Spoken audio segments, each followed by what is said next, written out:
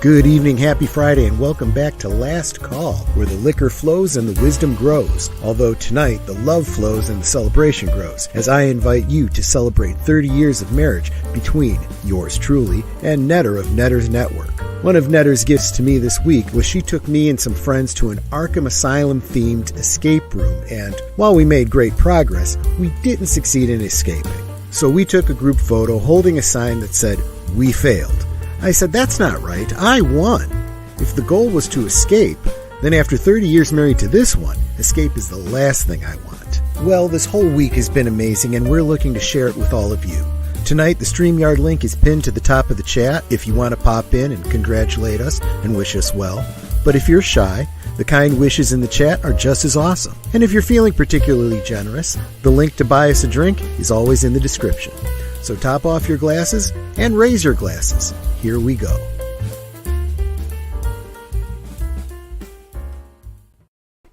Okay, so I've been going round and round about how I thought I wanted to do this. And I think that because of how I've got this listed down here, I think what I'm going to do, 30 years ago we got married. I'm going to treat it like a wedding. First, I'm going to bring in the best man, okay? So, how you doing, Agent Boomer? What you sipping on? I got myself a Canada Dry ginger ale. Good. I got myself, well, you guys know what I have, right? What do you have? I can't believe I can't find the soundbite for it. Release the Kraken. Release the Kraken! The Kraken!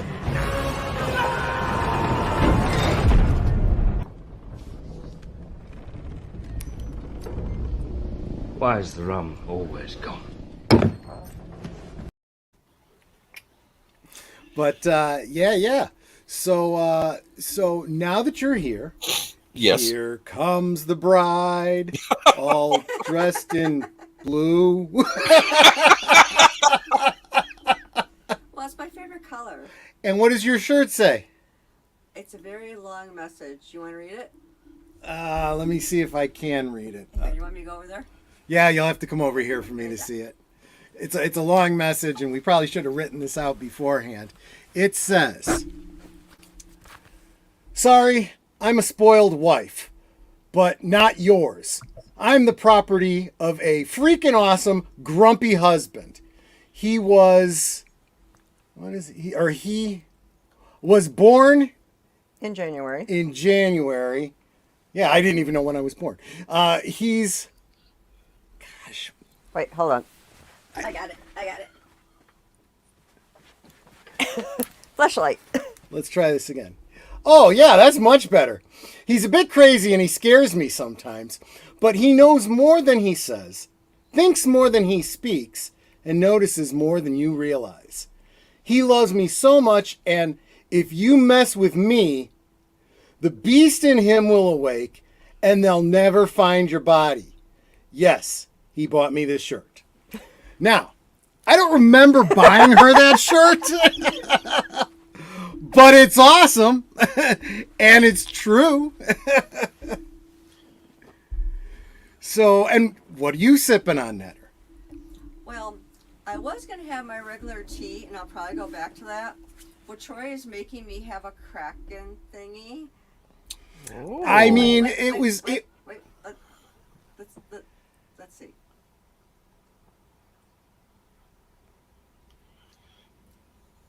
Frankly, I think you were in my Dr. Pepper. I don't like alcohol so much, honey. I gave her the tiniest little sliver, I mean, like a quarter of a finger in that glass, and then I filled it with Dr. Pepper. Oh, well. Like an entire can, but still, it's... So we could both release the Kraken. That was my thought, just for the night. But anyway, so, yes, I want to thank... We can't let our hair down? Well, no, you can't. You braided yours. So let me go back and welcome the chat. Although I see that she's here now. She came like 3-4 hours ago. Evelyn Hampton came to wish us a happy anniversary. I think it was like 2:00 this afternoon. So that comment's already dropped off. But I responded to her. I said, boy, you're an early bird of prey. Klingon. Bum. Yeah, exactly. But then it's the Netter, and then it's the me. Actually, Big Al is probably underneath that. Big Al came in. He was the next, and I think he's underneath the StreamYard link. And then David Pensek. Oh, in a little while, I'm going to read to you a letter that David Pensek sent. It was so encouraging. He's just awesome. And speaking of encouraging, we got, you know what? Let me just bring him in real quick. Ryan Roger Athe. Wedding Crasher. Yes, exactly. Wedding Crasher. There you go. Fair enough. And he came in. He had shared out this link, the link to the stream earlier today, and he had such nice things to say about us. What was it again that you had said, Ryan? I don't have it brought up, and I have the memory. See? I'll bring it up now. Don't worry. Go ahead and bring it up, but I'll continue on saying hi to everybody. Pops on Pop Culture stopped in. Say happy anniversary. Hope you are blessed for many more. Thanks so much. And then Stephen Otten deleted scenes, who is he's waiting to come in too. We'll get to you in a second, Stephen. Let's see here. Evelyn Hampton. Hello, everybody, and happy anniversary, Troy and Nanette. Okay, so she repeated herself. Thank you so much. Artificer Joni. Congratulations, he says. Thanks so much, my friend. Daniel Heron of Soundtracks with Birdman. Happy anniversary. Thank you so much. Sir Torrin Clegane. Good evening, everyone. Matt Anui. Hi, how you doing? And let's see. Whoop. You just jumped on me. I'm not used to that. Sir Torn, if you haven't seen Sir Torn yet. And then, yep, Sir Torrin. B-Dick Stevens, happy 30th anniversary. Thank you so much. And I think now we're caught up. So Right. I'll keep an eye and see who else comes. Well, Okay. Go ahead. I'll talk about the what's it called? The message. Yes. Yes. Check out Troy Pacelli and Netter's Network as they celebrate their 30th wedding anniversary. Boy, a lot has changed since 1992, folks. Hasn't it? Hell, I'm 7 years younger than their marriage, folks. Well, 6 years and 10 months to be precise. So come and join the fun as we take a nostalgic oh God. Blooper. As Keeping we that take a in. nostalgic tour of this joyous journey of Troy's weight loss journey. There you go. Yeah, no, I've gained a lot of weight, and then I lost 100 pounds too. So yeah, we may be even touching on that too. See, you thought you were just joking, but but it's true. But anyway, so it's pretty. I was gonna say it's pretty late where you're at, but I guess it's actually really early where you are. Oh, it's 3:09 a.m. Okay. Don't worry, it's not an all-nighter. I had a nap. Fair enough. The witching hour, as they say. So before I start cycling through the cast of well-wishers, anything you want to plug or mention before we go on? Well, I'm not making any videos for Saturday because I'm very busy. I have to mow the lawn, go to town, do some shopping, go to a meeting. So, but for Sunday, I could make as many as 12 videos. I'll be looking forward to that. You have some great ones. We will be dropping links throughout the night, so I will make sure to get everyone to subscribe to Ryan Roger Athe. In fact, wait a minute. Do I still have him up? Maybe I still have him up. I should. Up where? Here we go. Let me get you real quick. And don't forget, if you are subscribing to anybody, make sure that you watch at least 5 minutes of their videos so That's that right. your subscription stays. I had gained like 8 subscribers and then lost them all because Yep. YouTube doesn't consider y'all to be real people because you didn't stay and watch anything. for a few minutes. And of course, we could always use the watch time too. But certainly, we appreciate any likes and shares. Definitely subscribe to Ryan. He is. I told him today. I said, I think you're one of the most encouraging YouTubers on the YouTubes. He really, really is. That's his thing. He just literally does video after video after video, just encouraging other YouTubers. Yeah. He's awesome. 40 away from 1,000 videos. There you go. That's some content. I've even got a ways to go before I get there. All right, Ryan. I hope you can hang out as long as possible in the chat, but I'm going to start bringing in some other people. Okay? Oh, it's fine. Thanks for hanging out with us. You're I welcome. want to say thank you. I want to say hello to D. Jonassy and who's the other one? Take it, Master Ryan. of the TDS and Fanzine Vids. Welcome, guys. Or Wow. Or both. So I got to say, Master of the TDS, he's got a great YouTube channel too, but follow him on the Twitters. He is totally worth following on the Twitters. He is entertaining, he is well informed, and he doesn't back down from a socialist media fight. And yes, I said socialist media. You guys know I mean that. But he is awesome people, and having him here means a lot to me. Yes, D. Odyssey, thanks for being here too. Fanzine Vids is going to be with us in it's next week, isn't it? Yeah. So, but don't wait. Go ahead and subscribe to his channel too. What do I always say? Own physical media. Netter, show them. Just do this. Well, you gotta give me a clue, honey. I'm like, I'm not wearing that shirt that says own physical media. No. Just point behind you. Yes, exactly. Own physical media. We'll be talking with him next week. And he's been waiting for a while, so let me bring in, as soon as he finishes taking a drink. There we go. Let me bring in Stephen Ott Deleted Scenes. How you doing, my friend? I'm already sloshed. Awesome! Well, you've probably been on like 5 streams by now today. Am I right? No, this is only my second one where I've been live. Oh, only the second one. What was it, Friday Night Tights before this one? Pop Culture Minefield. Oh, Pop Culture Minefield. Yeah, the big guys. You hang out with the big guys, and then you come and you schmooze with us little guys, and that's pretty awesome. How you doing, my friend?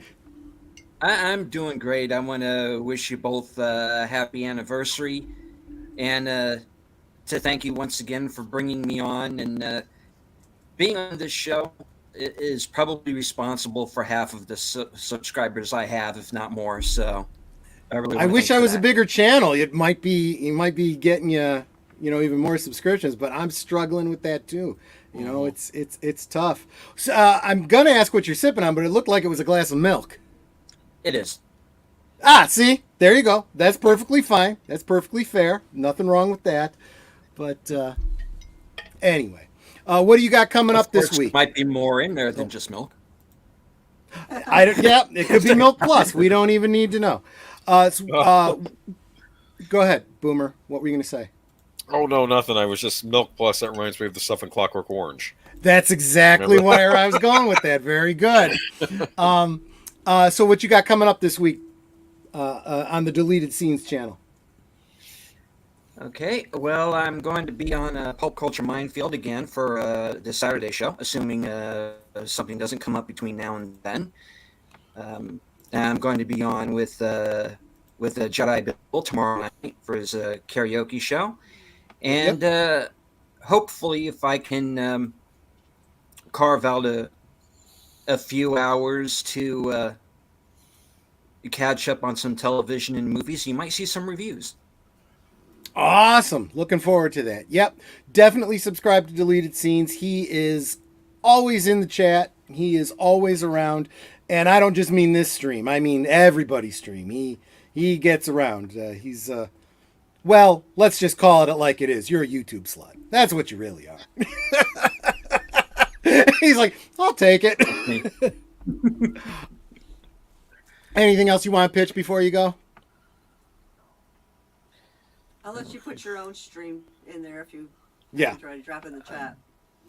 I will. Yes. I am at present 9 subs away from 100. Oh wow, guys! Let's see if we So, can't get deleted scenes Push over them over that, the edge. over that threshold. You know Okay. what? I'll go ahead and get that for you. Deleted scenes. And don't forget, if you sub to him, watch like 5 minutes of any of his vids so that YouTube knows you're a real person and he doesn't lose the sub. Oh, you know what? The easier way for me to do this is just go here because deleted scenes is not. I find all these videos related to deleted Wait. scenes. I You should have got it it? on my YouTube list. Okay, thanks. I Yeah, don't because have- he did drop a comment. So yeah, let's see if we can't get him over that 100 mark. It's always nice to get that nice round number. So There you go. Just drop the link. there you go. So Okay. thanks so much, Stephen Ott and Deleted Scenes. I want to go ahead and get to the next one, but I super appreciate you stopping by to encourage us. Take care. Hey, PJ. Big Al, stranger, how have you been? Happy anniversary, you two. It is. Go ahead. such I know an you want honor to. Go ahead be and do here. it. Well, I didn't want to. I don't want to. No. Go ahead. I was prepared for this.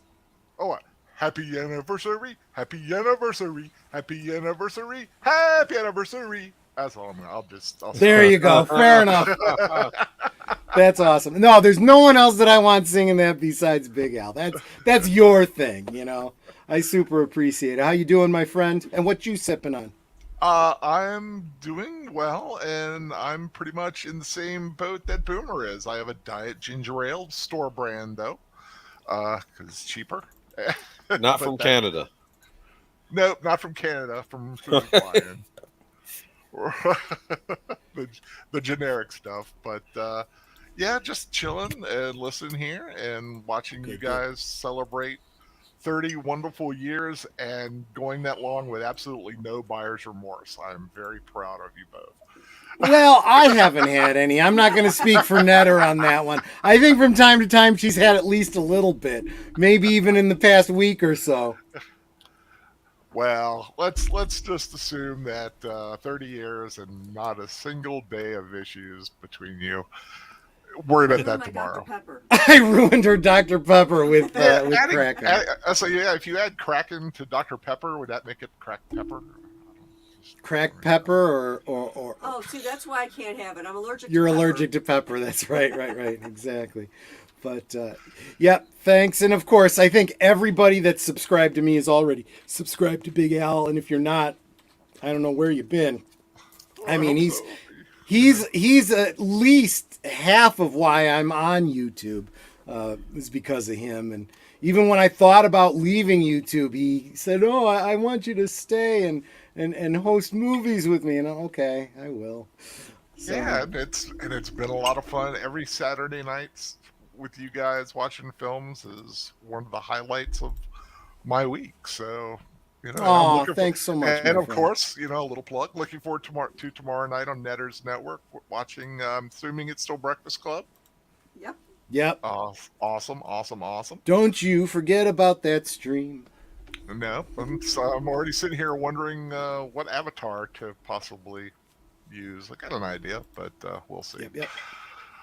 But yeah, just really, just really glad. Always nice to be on here and celebrating something so wonderful and positive like you two. And 30 years. That's a long clip for any. What is that in the whole gold, diamond, emerald? I actually don't know. I don't know. I think 25 was. Well, okay, now I got 25 was silver. Netter's gonna look it up. We'll figure it out. Oh, but yeah. So we'll be seeing, of course, Big Al tomorrow night. Anything else you wanted to plug besides your channel tonight before we kick you loose? Well, like I said, Big Al Presents next Saturday. We're going to be doing Rampage. we were in classics for a while, but we're coming up to something a little more recent. Going to be joining The Rock in a big monkey. Well, an ape. Sorry. Going a little ape in August on my channel for my 2 films. And I guess we should mention that for both Big Al and Netter, when we do those rewatches, if you don't have the movie yourself, I provide a Cosme link so that you can watch along with us. Yeah, and I'm hoping to maybe get a couple reviews out in the next few days to a week. I watched DC's League of Super Pets, and I just finished watching Prey. Al is as positive as he can possibly be, but incredibly fair. Yep. Well, I try to be. All right, my friend. We'll see you tomorrow night. Take care. Take care, my friends, and celebrate. Wait, Netter found it. Well, according to Google, it's pearls, but more traditional would be diamond.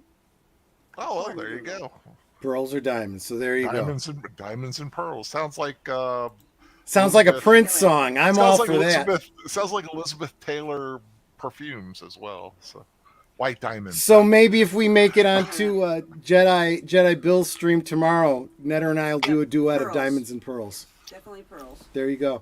All right. Take care, Al. Take care. And Thank you for having me. I want to say hello to Orville Nation, PJ. Take care, Al. And to Latino Slant, Polly. Yeah, don't give him a sex change. And Wolf 10 Media is here too. I'm trying to see if I missed anybody. Wow, I was not expecting. I just figured, we'll get the same regular 10 people I've been or so. trying to drop links in as I'm seeing people. So if I've missed you, Yep, you want me to drop your link, let us know. And Deej Odyssey, how you doing, my friend? I don't think I've had you on the channel yet. How you doing? And after this, you probably won't ever again. Because I was going to. No, you look like a deranged Easter bunny. I love it. In fact, I have the. Nice. That's amazing. Carry on. I got to grab something over here. Real quick. you'll shoot your eye out, kid. Oh my goodness. Yeah. So, real quick. I have no idea what he's up to. I love to do, one of the things I love to do, and I talk about it from time to time. Boomer knows this about me. I like to do custom action figures. So I had to pick this up. Let me turn it so that it's not putting too much of a glare on. It's the old man. The figure and the leg lamp and stuff. The reason I got it, though, was to make a custom Night Stalker figure. It's in scale with the Mego figures. So this is going to become the Night Stalker to go with all the monster Megos that I have. But same actor, right? Same actor, exactly, yeah. And it's perfect. But Deej, that's awesome. Thanks so much for coming on camera with that. Happy anniversary. Awesome. Hey, maybe one of these days I could, if you're available on Fridays, maybe you come on. We do a show together. Well, I'll have a few more weeks that I'm free, but starting next month it'll be full time out in the fields, so nobody will see much of me except for the upload videos of the farm life where I rant in the tractor. That's fair. Yeah, She thinks your tractor's sexy. She thinks your tractor's sexy. That's exactly right. You will not see me dressed like this in a tractor. No. Only for publicity shots, right? Only for the publicity, and that's it. I mean, look at Age of Boomer over here. I mean, hey. Or the occasional birthday videos that people ask me to do wearing these stupid outfits. I don't know, buddy. I think John Deere green and Easter Bunny pink. Maybe that you could start a trend there. I don't know. No. If I'm out in the tractor, I'll wear the Greatest American Hero suit. Believe it or not, I'm cutting the grass. Yeah, there you go. I have the super suit. I lost the instruction manual, but I still. Well, who hasn't, right? Exactly. All right, my friend. Anything you want to plug before we cut you loose? Let's see. I'm back on my channel going again, and also on Sundays we will be doing Name That Tune starting back up too. So if you like to try to guess music, hook up with me or Chris Knight, the Real Review 3000. We always want some new competitors to play. There you go. There you go. Thanks, buddy. Thank you. Take it easy. So yeah, these are the people that I'm always sharing on the socialist medias, and they're coming by to say hi to us. So this one's a big one. This one, the fact that he made time for our stream tonight is big. I want to bring him in now. He's big time. He really is. He hobnobs with the celebrities. He and yet he still has time to support little guys like me.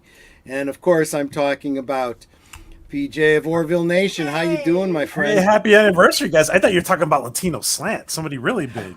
Yeah, I saw that he's here too. Latino Slant is here.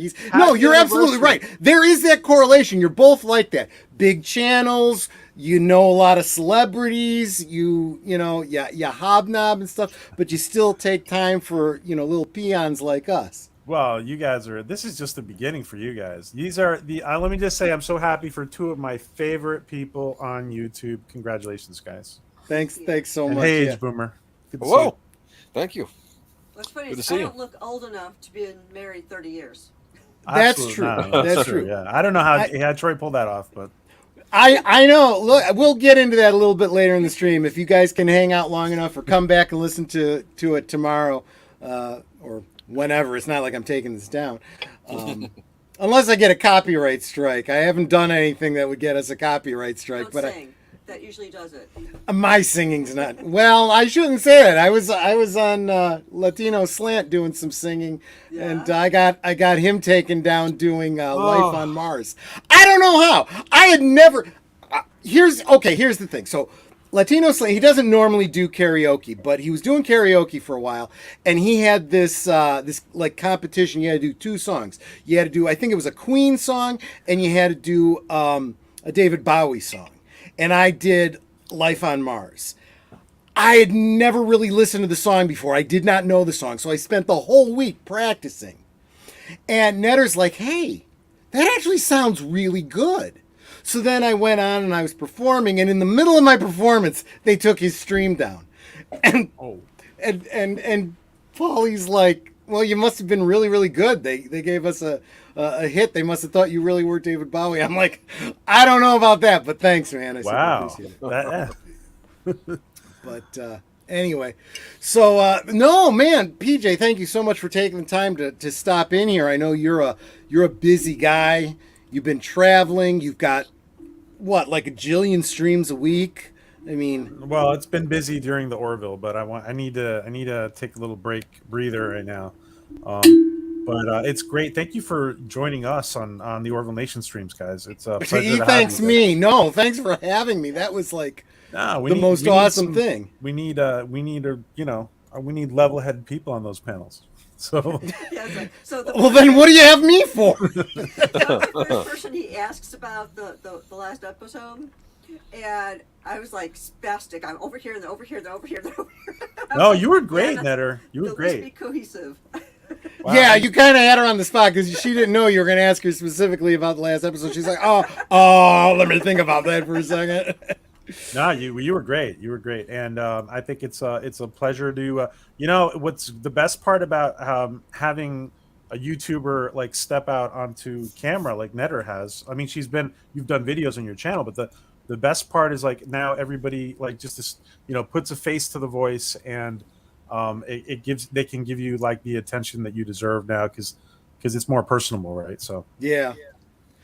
So yeah, you because of you, I've gotten a lot of exposure. I even had I got an invitation. I didn't even tell you about this yet, Netter. I got an invitation from Melissa Victoria Parker. She wanted me on today for her Orville stream, and I'm like, gosh, I super appreciate it, but I haven't even watched the last episode of the Orville yet, so I can't. But please, if you want me, some other time. You have another invitation that is going to come to your DM in a little while. So answer me. I wonder who that might be from. So answer me when you're available, when you're free. After my stream, huh? Yeah. But I really like I like that back wall in your background, Netter. Looks good on Those camera. are okay. You know, I do the Saturday night rewatches every other week with Big Al, and these are. I'm actually missing a bookcase. There's one that way. Yep. There's one more bookcase. We own well over 1,000 movies, and so like for my Saturday night rewatches, I got tired of trying to remember which movie I've played and which one I haven't. Own so physical I decided to media. go alphabetically. I'm only in the B's, so I'm about. Let's see. I'm currently on that shelf over there, on the first bookcase. So She's still in the B's. Still in the B's, because my next one is the Breakfast Club tomorrow night. Yeah. Right, tomorrow night. Oh, you got to have Adega on for that. Well, I'm sure he's busy, but Adega always I joke around with Adega that he looks with his glasses. He looks like Judd Nelson with his. Oh yeah. Kind of. I hadn't thought about that, but you're right. Yeah. Yeah, it's like so. I'm still working my way through the B's, but we have well over 1,000 movies, and this is. But most of what they look like. Those, by the way, I just wanted to it really looks good like a background. It really that's what I thought too. And I'll probably I'll switch places with Netter when I have a fan scene on, so that I have the physical media behind me. You know what? It's interesting because you mentioned Breakfast Club, but all those what's his name? John, the guy who made those movies. What's his name? John Williams? No, John Williams. Weird Science. John Hughes. Thank you. John Hughes. Yeah. All those movies were filmed in that area, in that same area. Dude, if you were here, I could take you on a tour and show you the house from Home Alone and from Uncle Buck and all the places the Blues Brothers were filmed and the school from Breakfast Club and all of those places. Well, I grew up there. Yeah, no, absolutely. We did. Did you? Yeah, I told you that. Remember? But I told you. No, private. I don't. I told you in private. But yeah. Remember this? Things tend to get swiped from my memory. But yeah, no, it doesn't surprise me though. But we did back when we were in the A's. We're in the B's now, but when we did the A's, we did a rewatch of About Last Night. And when Netter and I were dating, we went to Mother's Place, which was the pub in that movie. Troy, those are great videos to make. Sorry, Age Boomer, go ahead. No, it's fine. I was just thinking that was neat that you went to that bar. Absolutely. Those are great, short, things you could just record and then upload to your channel. That's a great idea. See, and this is why I'm always tagging after Orville Nation, kind of like, who are those two, Spike and the little dog, those cartoon characters? Hey, Spike. I do that with Orville Nation because I'm trying to get, advice on how to be a cool YouTuber. You live in an area, I can do that with New York City. You could do that in Chicago. You could just... That's a good point. Great field trips. There's so many... What would be we've got... 5-6 months? No, 5 months really. We could go and get a little tiny bit of footage of ourselves at some of the locations from Planes, Trains, and Automobiles for when we do our Planes, Trains, and Automobile rewatch that we do every year at Thanksgiving time. That's an amazing film. That's a great idea, PJ. Thank you so much. PJ, anything that you want to do you have anybody else backstage? No. Oh, okay. Okay. So I'm okay if I hang out a little bit? For a little bit, sure. I definitely did want to get to the portion of the stream where I do a little bit of one-on-one interview with Netter and really kind of promote her stream. And then Age of Boomer is going to interview the both of us. Yes, I got and questions. The reason that I'm not in a big hurry here, Age of Boomer, is because I'm giving you time to think about that. I have questions ready whenever you're ready. Good. Well, I am going to step out and I'm going to watch in the chat then. So congratulations to you guys, and we will talk soon. Well, before you go, I do want to ask you, what do you have coming up on your channel now that we've just seen Netter and I haven't seen the last episode of Orville yet, but since the last episode of Orville for the season is done, what can we be expecting on your channel going forward? Well, on Sunday for Latchcombe, we have a special guest, and we have the supervisor for visual VFX of the Orville, and we're going to interview Brandon Fayette. So that's Sunday, and that'll be fun. Okay, awesome. And by all means, please, I mean, it would encourage both Netter and myself, and I assume Aged Boomer too, if you would definitely subscribe to Orville Nation and all the other people that you're seeing in the chat, coming into the stream tonight. What is it? I mean, you see it right below me. Yeah. Right there it says "We Grow Together," And, right? yeah, that's the best part of our community, and you guys really are like some of the best part of our community. So thank you to both of you. It's an honor to have you, as colleagues and friends. So, thank you. I will. The honor is mine. I'm going to step out and let you guys continue. Thank you so much, guys. For Thanks the, so much. Invite. Thank you. Oops. Oh. Sorry about that, BJ. I didn't mean to cut you off in the middle of a sentence. Sounds like he was going to say congratulations. Yeah, I'm sure that's what he was going to say. Thanks, PJ, for coming by. Man, I don't mean to kick loose the big names. Janet from Another Planet, thank you for stopping by. It was great having you on last week. Yeah, sorry I had to take that stream down. Did a little video for her with some copywritten music, and so I had to take that down.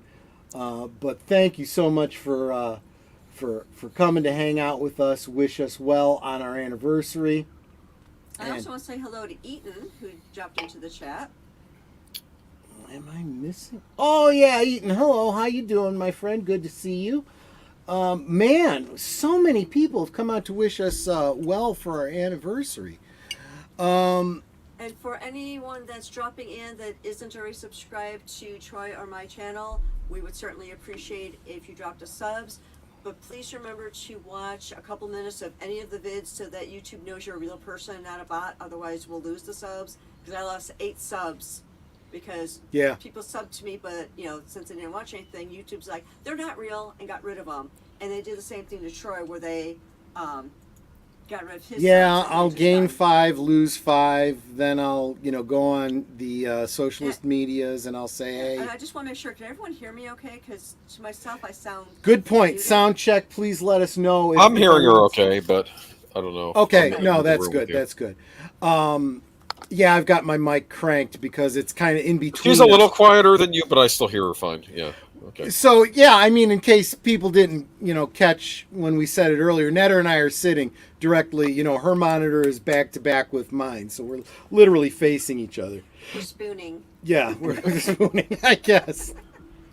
What was it? David Pensack said. He said at the top of the stream, "Get a YouTube channel, you two, or get a streamer, something like that." In fact, speaking of David Pensack, I'm gonna say, you gonna read that? Let me real quick bring up this letter that he sent us. It was so encouraging. Okay, I gave your drink another try. I still don't like it. Do you want it? I'll take it. Yeah. I don't know how well Dr. Pepper goes with Tab, but I'll mix the two. It's soda. It's soda. It's a cola. Yeah. So this was from David Pensack, who's in the stream. I think you're still here, David. He sent me a direct message, and he said, "Nanette and Troy, I wanted to wish you both a happy anniversary prior to your show tonight, in the hopes that this would be a bit more personable. The work you both put into your show goes without saying, but what's even better is hearing of couples like the both of you that complement each other so well and who show the world what a true marriage entails. Happy anniversary again, and I look forward to your videos and live streams in the future, David Pensack." Is that not crazy so encouraging? I'm saving that one. That is just awesome. I super appreciate that, David. You are definitely good people. Yeah.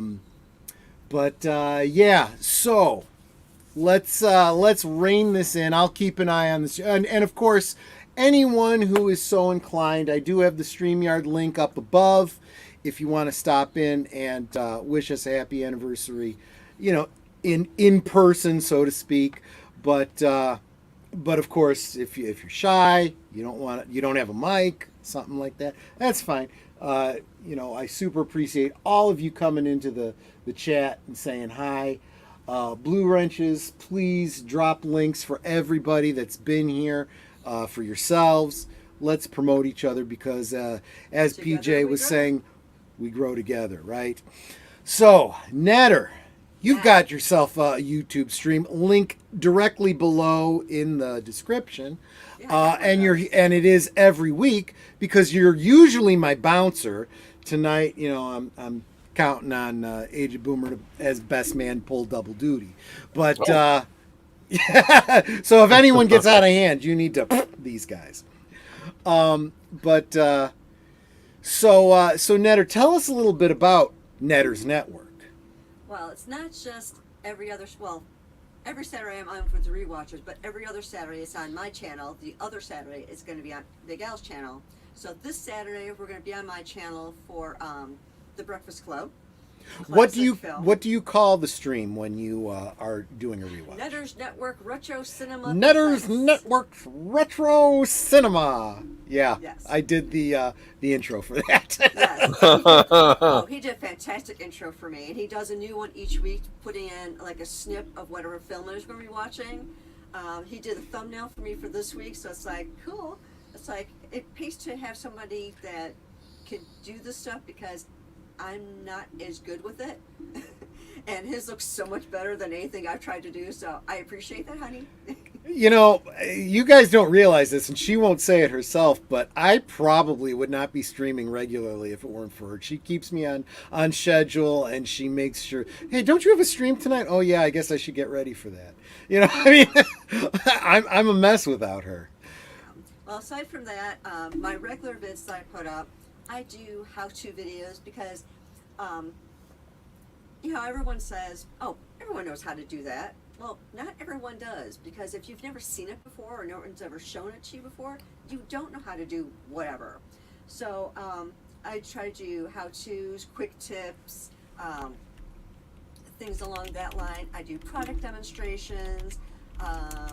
Let's see, I have one up on 3D printing where I'm doing 3D printing for beginners because I'm still new to it, but I'm showing you the pitfalls of this is things that can go wrong, these are things that can go right, and the different tools and things that you need if you're 3D printing as a beginner. It's like these are things you want to keep on hand. Let's see, I already talked about the rewatches. I pretty much do a little bit of everything. Tell them about the fitted sheet. Yes, I actually have a video on how to fold a fitted sheet.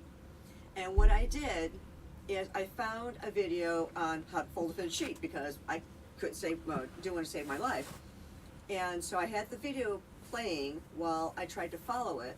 And so I was showing you, it's like, okay, so this is how you do it. And I'm following a video so you can see exactly how to do it. And I would, pause and go, okay, well, they're showing this, but this isn't quite working, but let's try this instead to make it work. And in the end, I did have a folded fitted sheet, and it wasn't as pretty as the one in the video, but it was also my first time folding a fitted sheet, so, and not bad for what it was.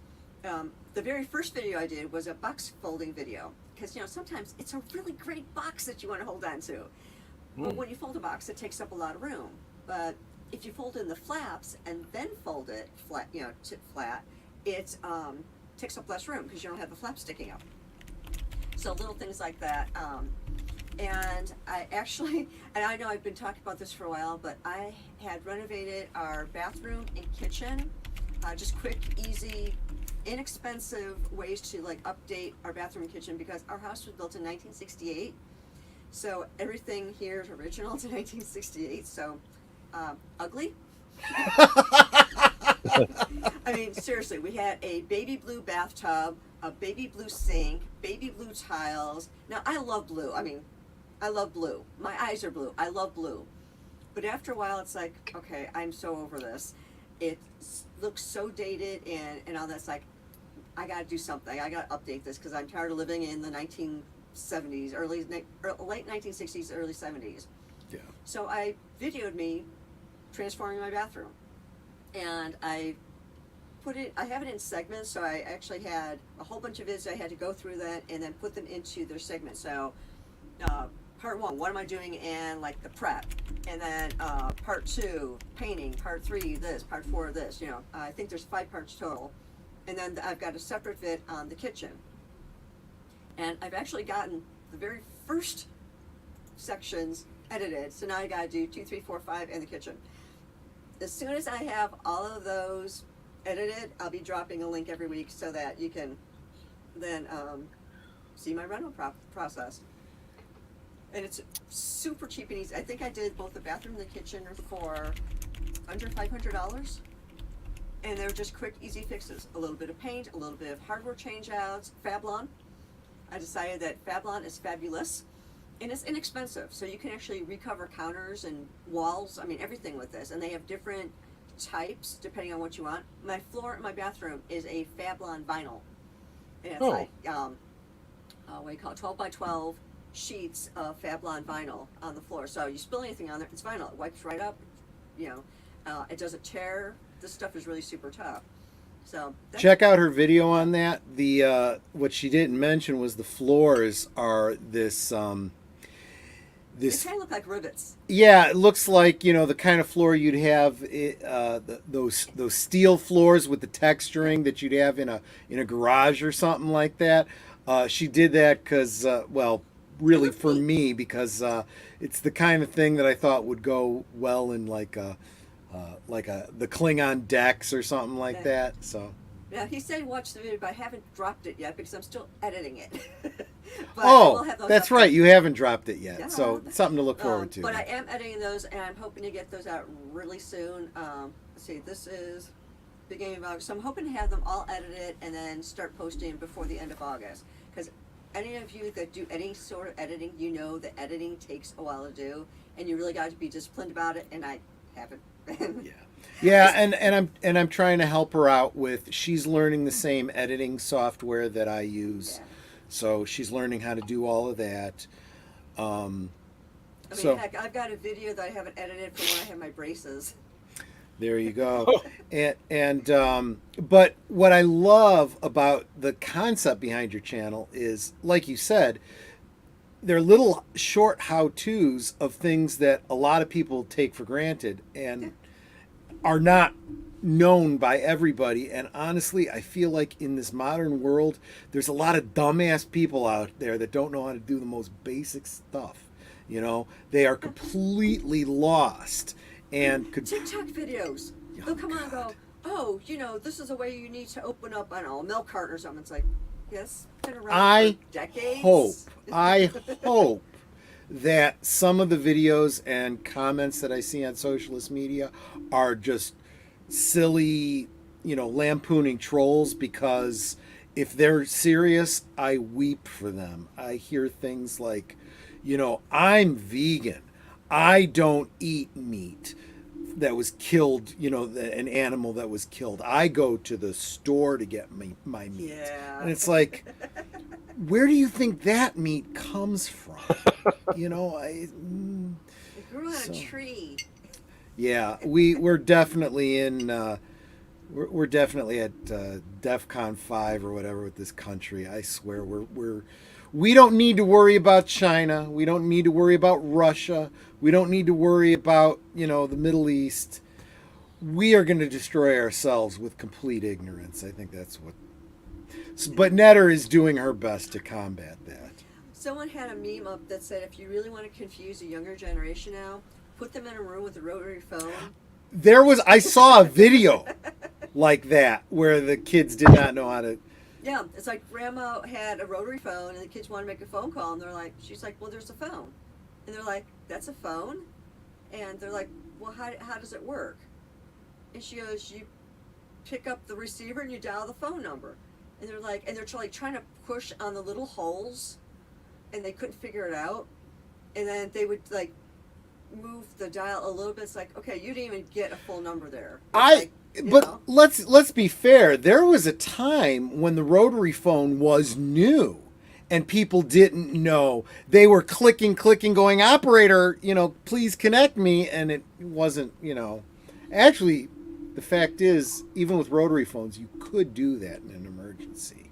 You could. No, we've done that before. It's like when I was growing up, it's like something wasn't working around with the phone and we needed to get a hold of somebody. And you So just I hang remember up. my sister hitting the thing like over and over until an operator picked up, and she's like, "Okay, I need to make a phone call. Really, it's urgent. Can you connect me to da da da?"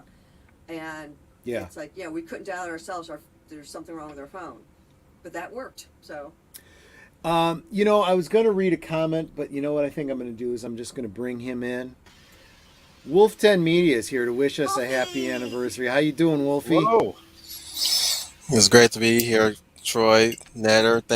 Thank you so much for bringing me here, and happy anniversary. And fun fact, you guys have to stream your anniversary on the day of my mother's birthday. Oh, happy anniversary, Mama Wolfie. That is birthday. awesome. She's not with me today, but I did call her today, Good. Ma Pacelli, and wished her happy birthday. But Wolfie was saying, never had to use a rotary phone, but I could figure it out instantly. I watched Cruella dial on a rotary phone. Yeah, I mean, that's one of those pop cultural things that if you're watching like that 70s show or, you know, something like that, you'll see a rotary phone. And I think people that have watched movies probably have an idea about how rotary phones work. But I got to tell you, having used a rotary phone all my life, you know, until, you know, they were...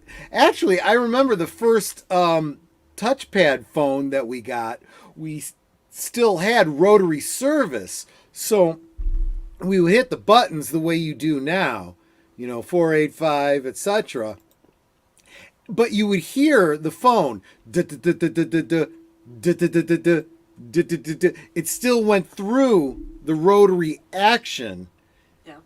Just because it wasn't on that line yet. And now I have to wonder if rotary phones even work on modern landlines. I don't even know. I'll have to look into that, and that's a bit of trivia. Anyway, how you doing, Wolfie? And what you great. sipping on? I haven't been asking everyone what they've been sipping on. What you sipping on, Wolfie? Red Bull. The strong stuff. I'm with you. Yes, you've got the Netter special. Now that you gave me your drink. One sec. Adega! Oh, hey, Adega. How you doing, my friend? Yeah, we were just talking about PJ Sup, was bruh? just on. He said, "Glad you haven't buried Troy yet, but there's still time." Oh, so I read off Netter's T-shirt. I should read mine, right? Oh, you guys God knew I needed an angel, and my arms aren't long enough to show you the bottom. So he sent me my wife. So he sent me my wife. Oh. Now, I got him that T-shirt. But yeah. I bought him his. He bought me mine. So Adega, PJ was just on, and he was saying it's unfortunate that you're not available tomorrow. Netter over on her channel tomorrow night is doing a watch party of the Breakfast Club, and we really get into all those John Hughes films. Forget about me. Don't you forget about our stream. Anyway, Wolfie, yes. What did you come on to say?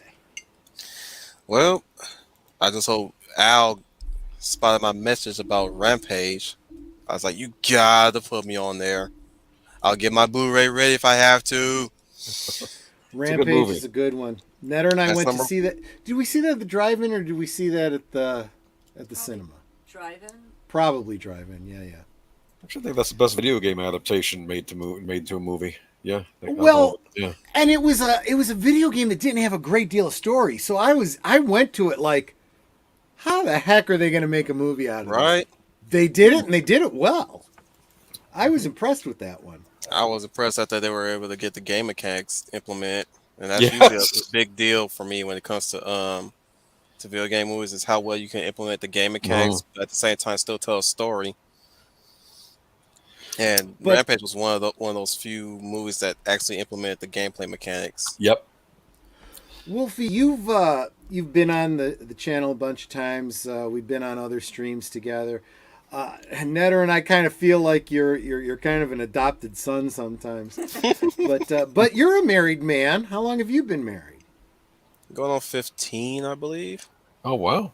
I'm not good Yeah, with that's numbers. still commendable. I mean, you're a young guy, so I mean, but yeah, awesome. And Oh, boy, second. especially out there on the left coast, that's Yeah. a big deal. Oh yeah. Second, I left you guys a little music for next time when you celebrate your anniversary. You gotta sing her this song, man. Okay, all right, thanks. Yeah, Latest and Greatest Inspiration by Teddy Pendergrass. I have been so negligent in practicing my singing. I keep saying I want to get back on Jedi Bill's stream and do some karaoke. Netter and I. Troy, you don't have to practice it. All you gotta do is wake up the next morning and look toward you're my latest and my greatest. My latest and greatest inspiration. I do have to pray. I've actually done some and Troy, audio- hang on, Troy. Soon as you get into the kitchen, you just keep lifting me up higher. Your love keeps lifting me, keeps on lifting me higher, higher and higher. It's gonna make sense when you listen to that song. That's one of the man, that's like Ghostbusters stuff. That's just awesome. Speaking of Ghostbusters, they've got a new somebody, I don't know who it is, has a soundtrack coming out. All Ghostbusters and Ghostbusters inspired tunes, but like in 16-bit, like if it was a video game. I'm kind of looking forward to that. And Ghostbusters News has been playing snippets of it. It's really, really good. I'm looking forward to that. Yeah, Boomer, I gotta send you a link so you can check. Yeah, I'll check that out. I know there was the old. Oh, is that Maria Tiantelli? Oh, Maria! hey, good to see you. Cool. But anyway, what do you got coming up on your stream, Wolfie? Before I cut you loose and we move on with the show. Next Tuesday, I believe we're doing an anime. Ooh, wow! I cannot English. Anime rewatch? Not well. We since forgo the rewatches. We're doing spotlights now, where I take a media and have everybody watch it, and then the day of the stream we talk about it. So hopefully, when the stars align, I can get a good friend of mine's unqualified on Tuesday to do an anime spotlight of Ninja Scroll. Oh, that's a good one. And if that's not in the cards, then maybe we'll do it probably to the Thursday of the beginning of September, because Thursdays are best for him. But the reason why I do it on Tuesday because my compadre Schooner Tuna is usually the one that carries me through those spotlights. Yeah. Cool. As far as Thursday concerned, we just wing it sometimes. A chill stream. Cool. So please, like I've said for everybody that's been in here, subscribe to Wolf 10 Media's channel. He does the anime, he does animation, he does all the kaijus, he does a lot of gaming stuff. He's does some social political commentary too, which some people have been kind of pushing me to get a little bit more into, and I just might. So come over here. We're socially incorrect. Socially incorrect. I'm all for that. All right, Wolfie. Thanks so much for coming in and wishing us Thanks well. for having me. And please play a song for her by the end of the night, man. You guys need some slow jams today. All right, man. Take care. Bye-bye. All right, take care. Bye. Hi, Wolfie. Hot wants to know what we actually did on our anniversary. Okay. So you mean on the day of our anniversary? Because that the Tuesday. I mentioned it in the monologue. I mentioned it in the monologue, but I didn't talk about what we actually did. So Tuesday, we went. There's a place literally just less than 12 minutes away from us, and I didn't know this. That does these what do you call them? Escape rooms things. And they had all kinds of them, and I didn't know anything about this. Netter just set it up and said surprise. And the one she chose, based on theme, was an Arkham Asylum themed escape. The immersion story is that you're taking a tour of Arkham Asylum, and Riddler escapes and takes over the asylum and locks you in. And if you have 1 hour to escape before a bomb goes off, there's a time bomb that you can't get to deactivate it. Well, you can. That's one of the puzzles. Well, You're you supposed can, to get but into the room.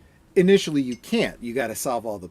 Right, but the end result is that you want to defuse the bomb so that you and Arkham doesn't blow up. Exactly, because you can't wait for the Batman. The Batman doesn't show up to save you, and but anyway, yeah, that was a lot of fun, and it was a very.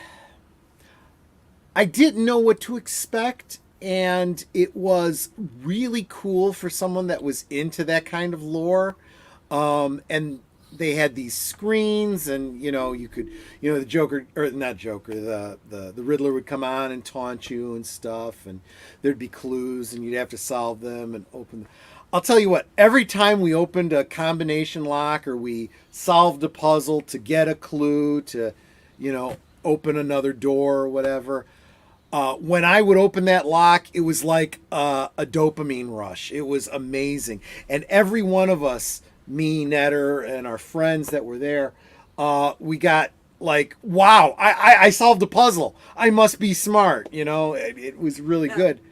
The only puzzle I solved, I mean, I helped solve other ones, but the one that I solved myself, when we got into a second room, because I expected it to be one room that we just escaped from, but there was like, you start off in one room, there's a door to go to another room, and to the side there's a door to go to yet another room, which actually is a hallway that leads to 2 other rooms.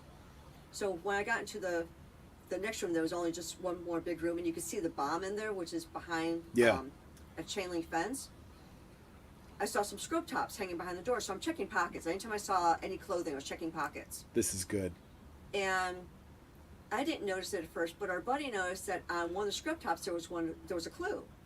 And he reads the clue, which I don't remember what the clue said, but at the top it said AA with arrows in, and at the bottom it said BB with arrows in. He goes, "What the heck is AABB?" And I'm like, "Mad Magazine." And so I followed the A to the B, which gave me a word, which was the combination to a word lock. So I saw the clue and opened a lock, and I'm like, yes!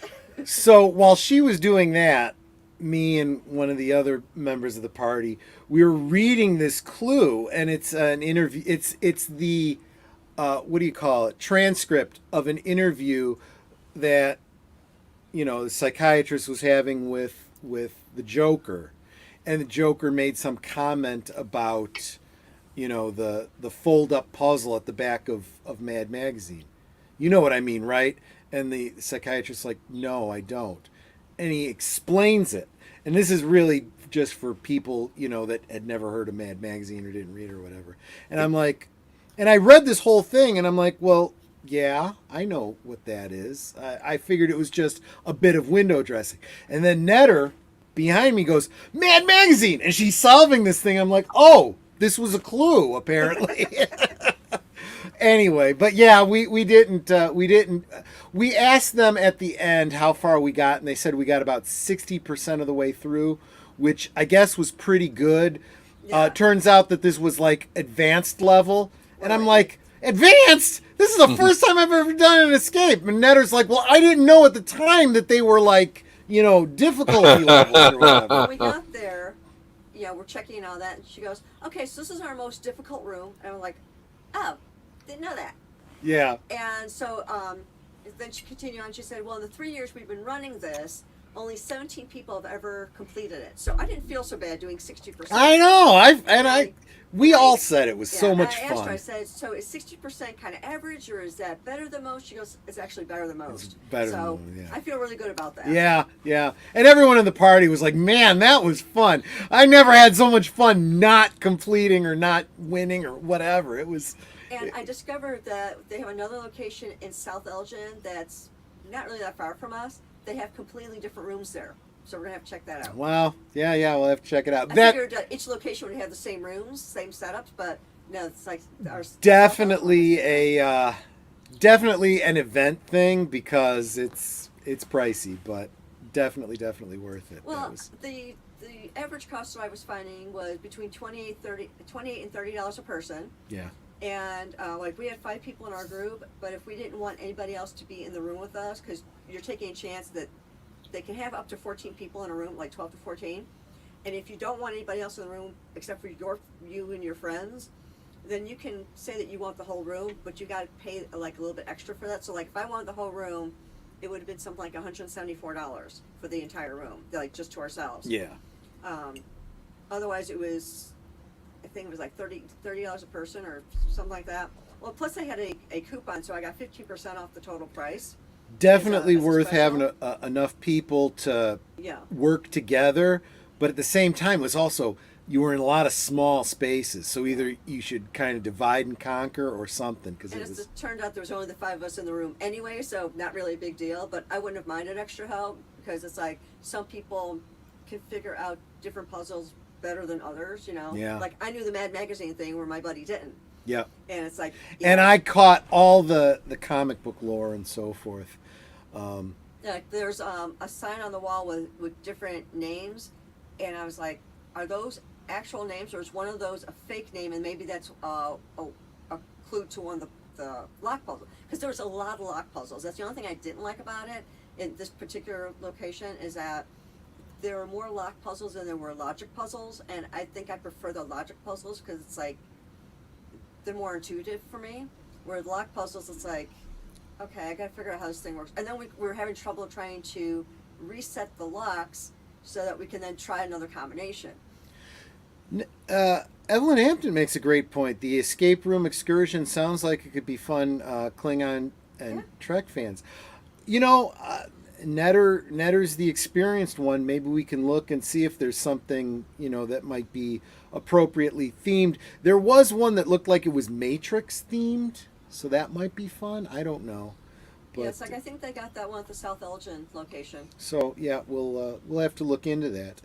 But anyway, we just passed the 1 hour mark, and what I'd like to do is transition now to the Boomer's going to take over the stream now. And I am. He is going to interview the both of us. Okay, we're well, going to talk a little bit about happy us. anniversary, Netter and Troy.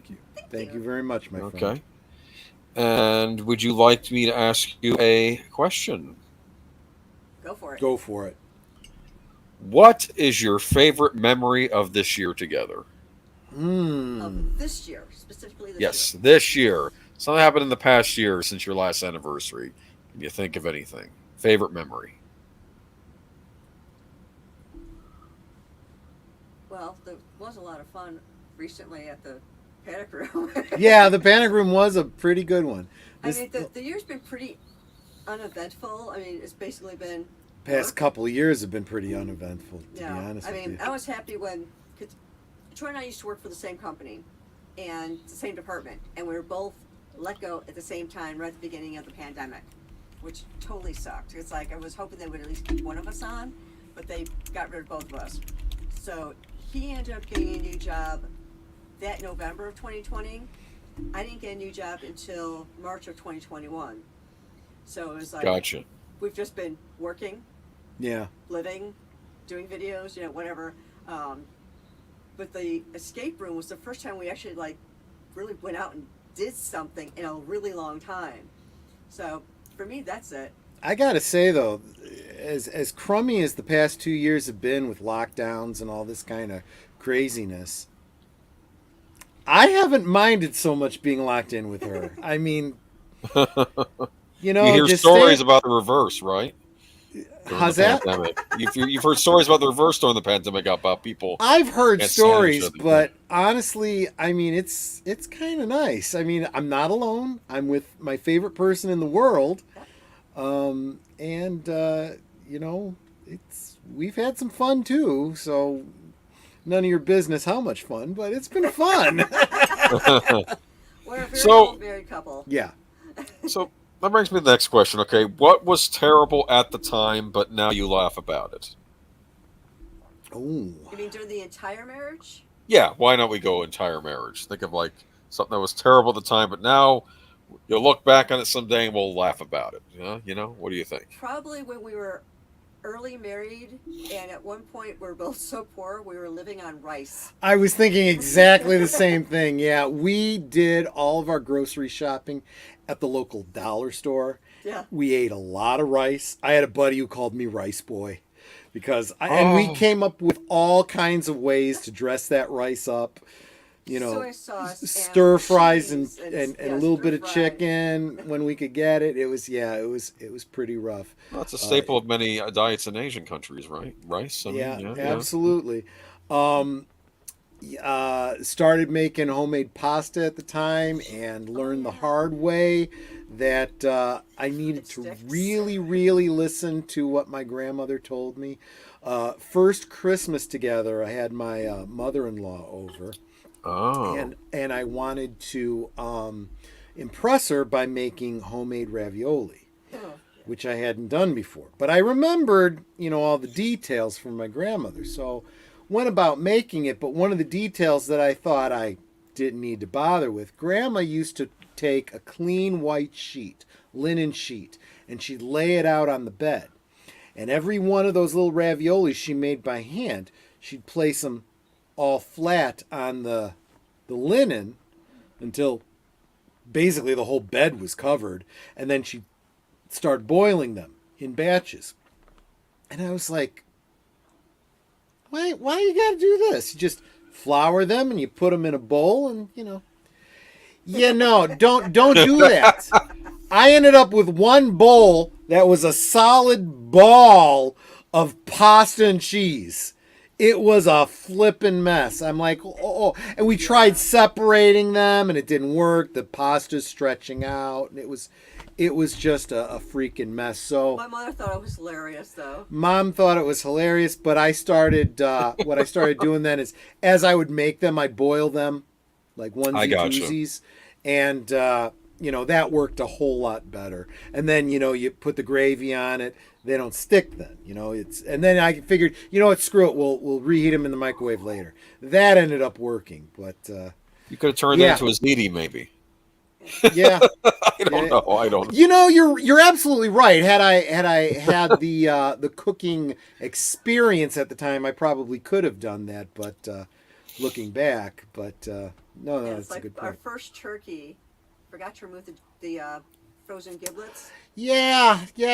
So first turkey, first Thanksgiving, we had a bunch of friends over from the Star Trek club And that my we mom. were in, and her mom and everything. Oh. The turkey seemed to be great. Everyone had a great time. It was a good dinner. Everyone left. Netter and I were carving up what was left of the turkey, and we got to the front, and I'm like, some of this meat up front doesn't look like it's completely cooked. And then I'm like, what's this? And it's like there's a piece of paper, and I ended up pulling out the gizzards that was stuck up in the neck. And I'm like, oh my god. She's like, well, didn't you find the gizzards earlier? I'm like, no, I couldn't find them. I thought there weren't any gizzards in this one. I was looking in the cavity of the body of the bird, and it wasn't Right, that's there. what I would have done. Yeah. No. They put it into the neck. Oh. So I'm like, okay, we won't eat any of this portion of the bird. You throw this out. I learned, but nobody else was any the wiser. Now he's a fantastic cook, so. Hey, that's how we learn. And right? I'm just realizing that none of the guests that we had there, besides the kids and you and me. My mom was still there. No, I'm just saying that no one else from that group that night is, besides you, me, and the kids, are still alive today. Okay. So it's not like they'd be listening and hearing this now. Well, I mean, unless they already knew because they're, beyond and they know everything now. But yeah, another great memory. That was when we were living in a very, very small, very, very bug infested apartment on the north side of Chicago. Our neighbors downstairs were not very clean, so they got roaches, which then went up to Ew. other apartments. We tried to get the landlord to fumigate, and he wouldn't. He gave us a can of Raid and said, "Deal with it." We debated going, getting like hard nosed and withholding rent and stuff. We got an exterminator, and our apartment and the guy above us we split the bill for our 2 apartments. And we kept asking the guy below us, like, do you want them to come in here? It's going to cost this much to do this because the landlord wouldn't do anything. They're like, no, we're clean. We're clean. We're like, no, you're not. Yeah. So after we started, us and the upstairs neighbor were doing this, it was like a couple months later, they moved out downstairs, and it turns out that literally from the top floor and our floor, all the roaches had gone into the bottom floor, and they were just covering the walls. And we're like, they were literally shoveling them out. We told you. We warned you. You know. That's disgusting. Yeah, it is. It was rough. And then just the year before we moved out, we were someone, I don't remember if it was one of the kids, but someone came to the front to tell us there's something wrong with the ceiling in the kitchen. And I went back to look, and the ceiling is like bowing down. No, it wasn't the kitchen. It was in the bathroom. It was the bathroom. Was that where it was? Yeah. And it was this huge, like, bubble. Yeah, going and like this. Eventually water started dripping from it. I'm like, there's a leak upstairs. And the latex paint was stretching out, and then suddenly it burst, and we just got a big flood. But fortunately, since it was over the tub, most of it went in the tub. Yeah, but we had to get out of it. And again, the landlord did a crappy patch job, and so the next time someone showered, the paint was peeling. It's like, we gotta get out Actually, what really pushed us to have to move was the landlord was looking to sell the building. No, that was a different apartment. Oh, different apartment. You're right. Yeah, the roaches and stuff were our first apartment. That's right. And the last apartment we were in, we decided if we ever had to move again, we were it was moving gonna be into to a house. Yeah. Because we were tired of apartments. And I had agreed, because I'd always been a city girl, I said, if we buy a house, I concede to moving to the burbs. Because Troy said, if we buy a house, it's going to be in the burbs. I'm like, okay. If we have to move again, we're going to buy a house, and we'll buy it in the burbs. So we have a house in the burbs now. And it's so different living in the burbs than it is the city. My first experience in the burbs is we went to IKEA, because there's one in Schaumburg. And we were there looking around, seeing different things we wanted to get, and we stopped at their little cafe place, and I put my purse on the table while we were eating. Mm-hmm. And we'd been there for a little, I want to say maybe about 45 minutes or so. Then we went and did some more shopping. We were up on like the 6th floor, and I'm looking at something. Then I looked down at my hands. I'm like, "Where's my purse?" Didn't know where it was, and I'm like looking around, going, "Okay, we were just here. Like, I probably left it in the cafe." So we went tearing down the stairs to the cafe, and I'm at the counter. And it's like super busy. I mean, there are tons of people around. I'm like, "Has anyone turned in a purse?" Da-da. They're like, "No." And then one lady at one of the nearby tables, she goes, "Oh, is that your purse there on the table? We figured that you were just saving for someone. You went to the bathroom." No one touched my purse. No one touched her purse.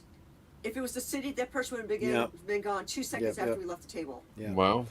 I mean, seriously, my money was still in there, my credit cards, everything. No one touched it. They thought we were just saving So the I table. said, see, this is why I said we need to get out of the city, move to the suburbs. She was it was a little bit of culture shock for her, but in a positive way. So, yeah. So, there's a couple memories for you. Do you want another question? Sure. Go for it. Okay. Let me see. If you could relive one day of the last year, which one would it be and why? Wednesday, none of your business. Okay, well, whatever. Use your imagination. I'll start throwing out some hard ones. Okay, let's see here. No. Go ahead and answer. I'll come up with a different answer. Oh my goodness. Well, actually, I know what she's gonna say. Oh, do you? Okay, I think so. Answer for me. No. You go ahead and answer, and I'll see if I was right. Actually, I was going to say Wednesday again. None your business. Oh, okay. Well, thank you very much. No, I thought you were going to say 5 years ago when we did our vow renewal. But he said this last year. Oh, yes, this last year. Oh, yeah, this Pay past attention. year. Listen, yeah, nothing beats last Wednesday. I'm trying to repeat questions here. Okay. If you looked at the thumbnail that Troy had up, the one picture where I've got bangs, that was when we first got married at City Hall back in '92. The other one where I'm wearing the wedding dress is when we did our vow renewal. Oh. So this was. Yeah, this was our original wedding. This was our vow renewal 5 years ago. Cool. Yeah, it's like The I only wanted to thing wear a that wedding changed dress, was but- her hair got longer, she grew bangs, and I lost all my hair. Ah. Okay. It's like, but I haven't really changed that much. No? No. I may as well leave that up for a little bit. That's kind of nice. Do you want another question? Go Sure. for it. What have you learned from your spouse in the last 12 months? Last 12 months. Last year, have you learned anything from either of you from the other?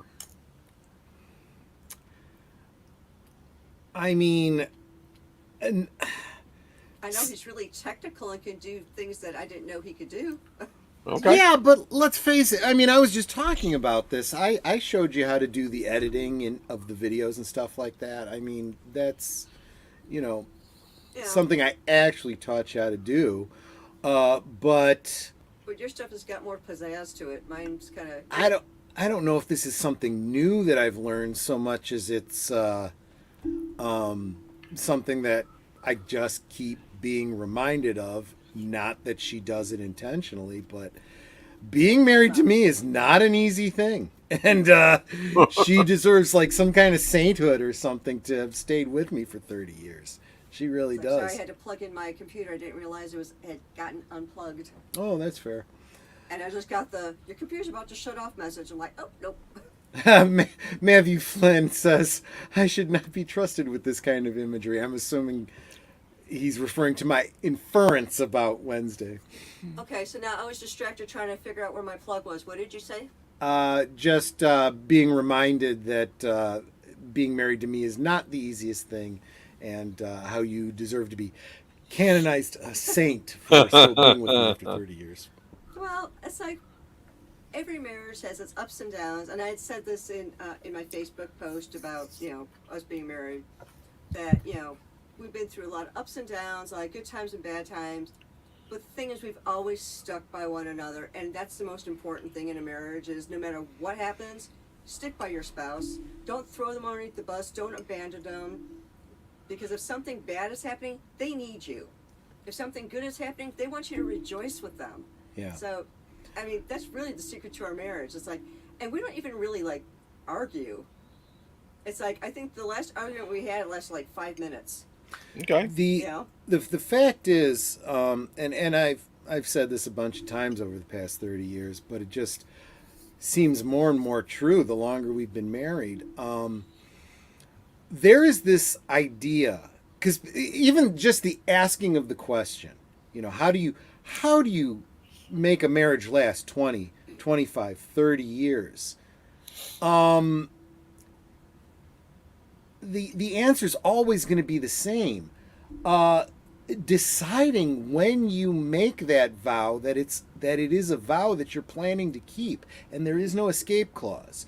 Just because the law, the modern world, gives you this concept of divorce, does not mean that it's actually an option for you. Beyond the law, beyond anything else, I make a vow. My word is my bond. When I said, and I told this before the day before our wedding, I said, look, we're going to vow till death do us part. I mean that. That means if you want out, one of us got to die. And I think going in with that attitude is what makes it happen.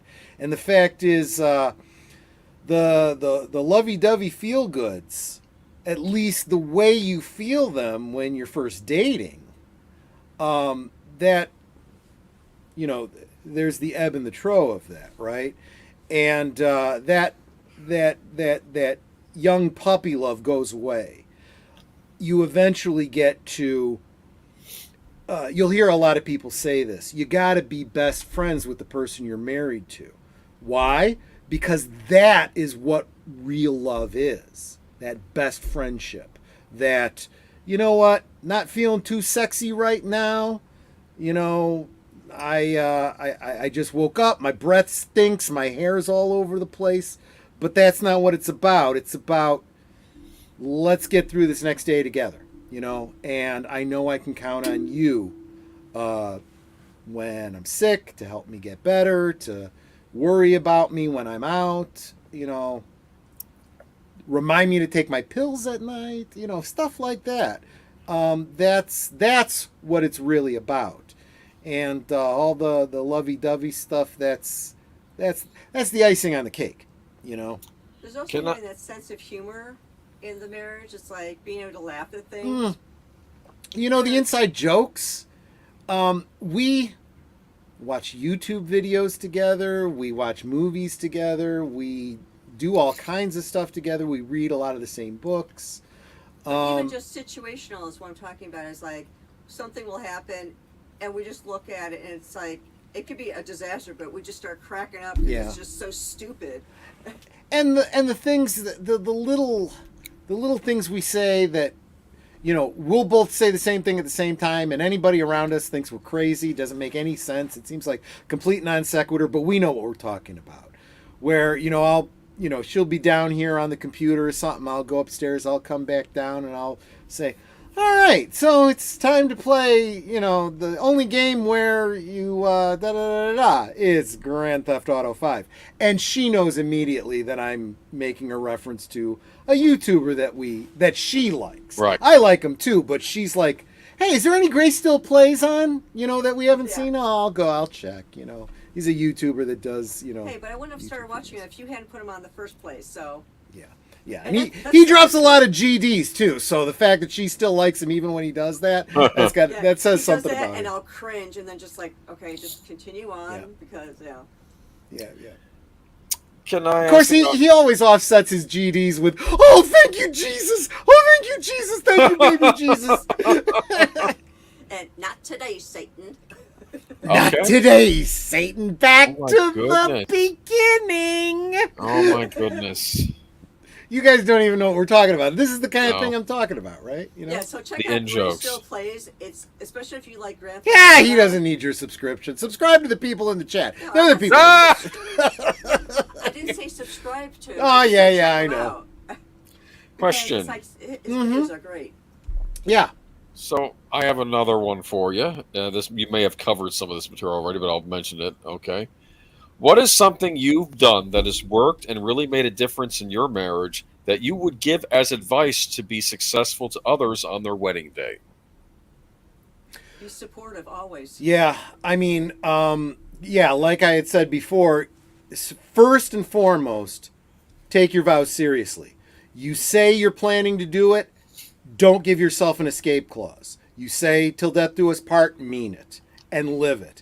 And every day, you get into that argument that you think you can't get past, you must. You absolutely must. Don't avoid it. Don't whatever. I mean, take a breath. Get away from each other for a little while to calm down.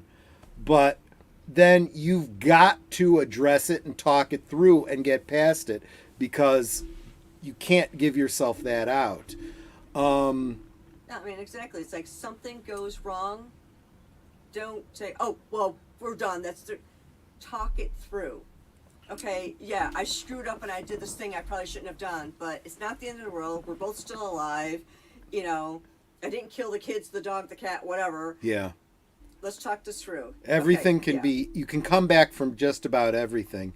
The other thing is what Netter was saying is you got to be each other's biggest fans, right?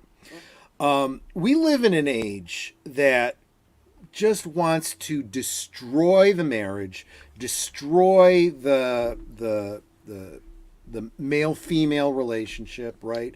Especially the men's place in the home wants to undermine that and subvert it in every way possible. And there's a passage in the Bible that's read at every Christian wedding that the feminists, the modern feminists, like to just piss all over. And it's, wives, submit to your husbands as to the Lord. Now, if you just stop right there, the women just the feminists just start reeing about that, right? Mm-hmm. But like so many other passages in the Bible, you got to take it in context. You got to continue on. And men, love your wives as Christ loved the church. Now think about that for a second. It's not just the women have to submit to their men as to the Lord, right? This idea that women need to be subservient to their husband. If that's all you focus on, you see this patriarchy, you see this undermining of womanhood. But the command for the man is to love the wife the way Christ loved the church. How did Christ love the church?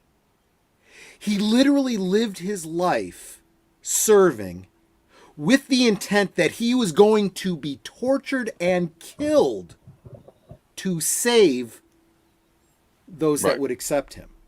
So in other words, be willing to live your life and be willing to lay it down for your wife. Now, if a man is willing to do that for you, ladies, is that not a man that you could submit to? If both of those things are happening, you're going to have a successful marriage. If you go into it with this attitude of, I am my own person, then why are you getting married? Yeah, it's like a lot of these people, men and women, they're like, I am my own person, and I don't need somebody telling me what to do. They're miserable and lonely. They don't have that partnership. They don't have that person to lean on. I know if I am having an issue, it could be work related, it could be personal, whatever. I go try and say, hey, I got this problem, and just let him, tell him about it. Sometimes I just want him to listen. Sometimes I want advice. But either way, he is there for me, just like I am there for him, where he's like, I did this thing, and I'm not sure, like, I broke this, or I can't find this, or, this thing happened. I listen to him, and if he wants me to help him, I'll help him. If he wants me to just listen, I listen. That's the other key, is knowing the difference between the two. And they say, the whole men are from Mars, women are from Venus. It's kind of true, but I think there's more similarities than there are differences. And I've found that for Netter and I, both of us tend to fall into that. And sometimes we both want the other person to just listen and be sympathetic. Sometimes we want, this is the problem, please help me solve it, And it's not like I'm saying that you can't be your own person, because Troy and I are two different people. We are typically... Personally, I like her differences. But it's like, he's still my partner. He is still... I always say in every stream, hello to my life mate, or the love of my life, because he is my life mate. He is somebody that I know I can depend on and I can talk to, and he's who I want to spend the rest of my life with. I can't imagine him not being here. I can't imagine him not being in my life. Sir Torrance said, I was just at a wedding, and I don't think they read that passage, but I think I was more thrilled at the fact that I didn't have to sit down, kneel, sit down, kneel. Yeah. And then he went on to explain it was a Lutheran, not a Catholic thing. Yeah. Oh, I see. That's true.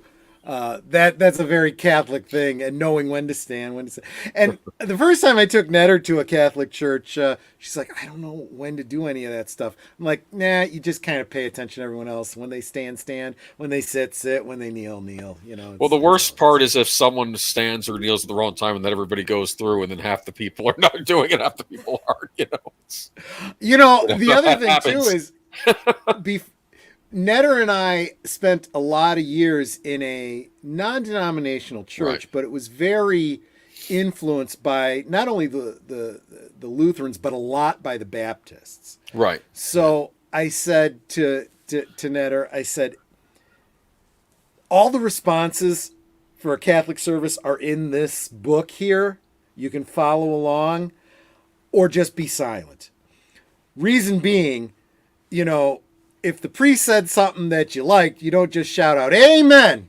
You don't do that at Catholic church. So, although we went to a Catholic church I think it was for somebody's wedding or something, or we were just invited to join them for church that day.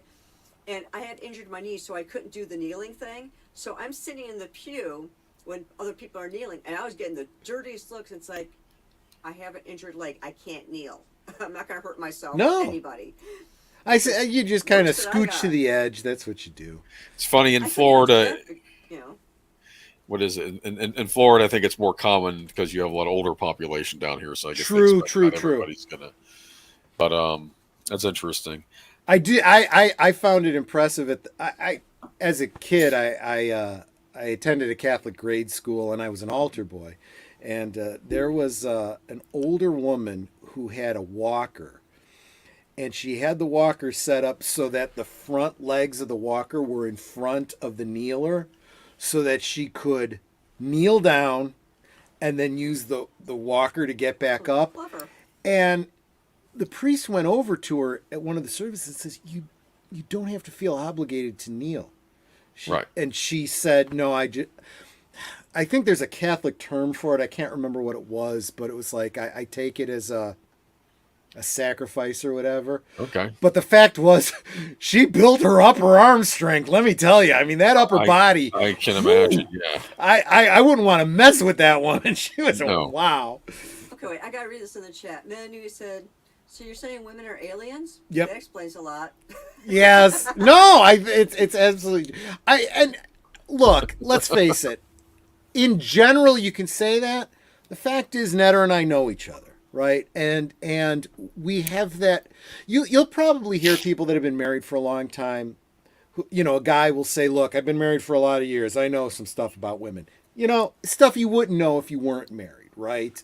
Women will say the same thing, but sometimes even after 30 years of marriage, we're still learning some personal stuff about the other gender that we never thought to ask. Mm-hmm. It's I don't think you ever stop learning about each other. It's good stuff. Can I give you another question?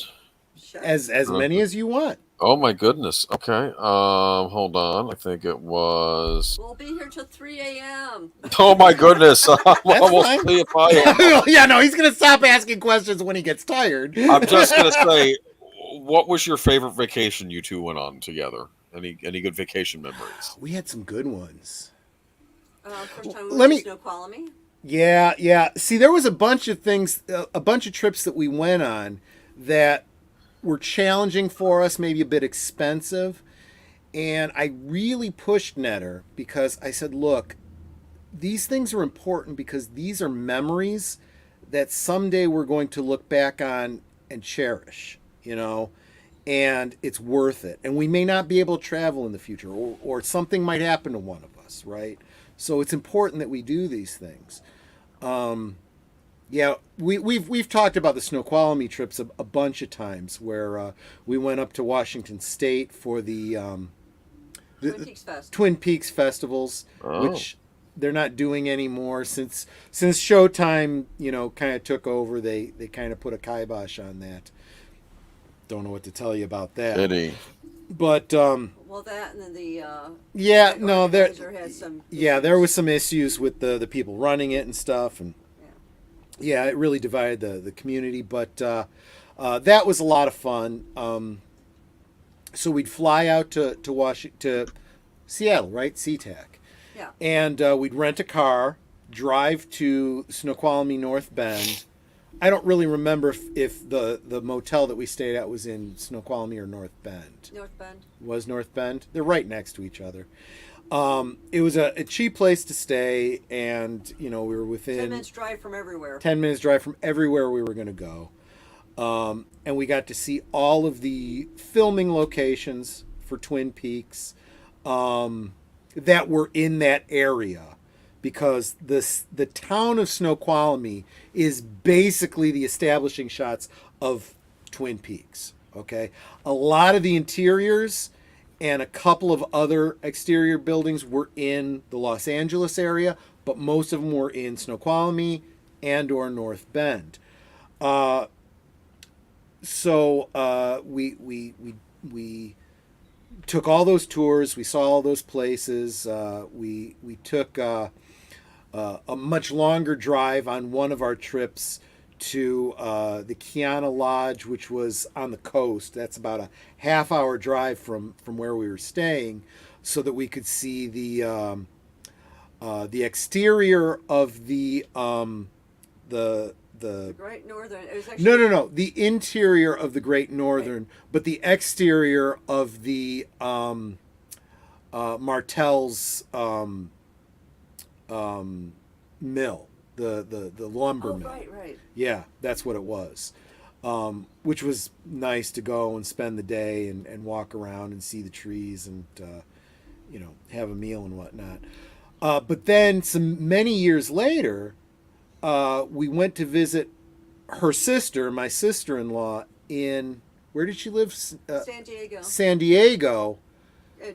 Really, I was going to visit my mom because my mom lives with my sister. Right. We went to visit my mother-in-law, and we took a drive to L.A. to visit a friend that we had met at the Twin Peaks celebrations, and she showed us all of the L.A. locations.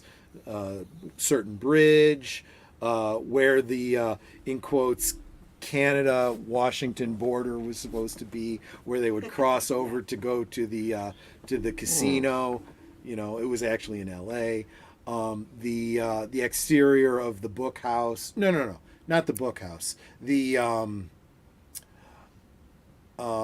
Roadhouse. No, the Roadhouse was in Washington. The book house was in L.A. Okay, sorry about that. Roadhouse. For those of you that know what know these locations from, I know Deleted Scenes knows what I'm talking about. I don't know about the rest of y'all, but yeah. So those were some really, really great trips. And then going down to Metropolis. I was gonna say, yeah. Festivals. It's an 8-hour drive to southern Illinois, where Metropolis, Illinois, is like the southernmost town, and I do say town. It's not a city. It's a tiny, tiny little town. But because the name of the town is Metropolis, they were able to make an agreement with National Comics at the time, now DC Comics, as being the home of Superman. And they've got this big Superman statue and a Superman museum and a bunch of other, interesting, cool attractions. And every year they have the Superman celebration. We went for most years up until the pandemic, yeah. And we didn't go back last year. To kind of put it in perspective, if you cross over the bridge, you're in Paducah, Kentucky. And actually, when we go there, we stay in Paducah, Kentucky, because they jack the prices up in Metropolis, and we're like, sorry, we'll stay in Paducah, and we'll drive the 10 minutes across the river. It's cool. You're really crossing that's the Ohio River, which feeds into the it's like, I'd rather spend $89 a night on a room than $300 at a motel. Makes a difference. Yeah. But you got to travel an extra 10 minutes. I don't mind it. I don't mind it at all. Because I said, look, well, actually, I think Netter's the one who said this.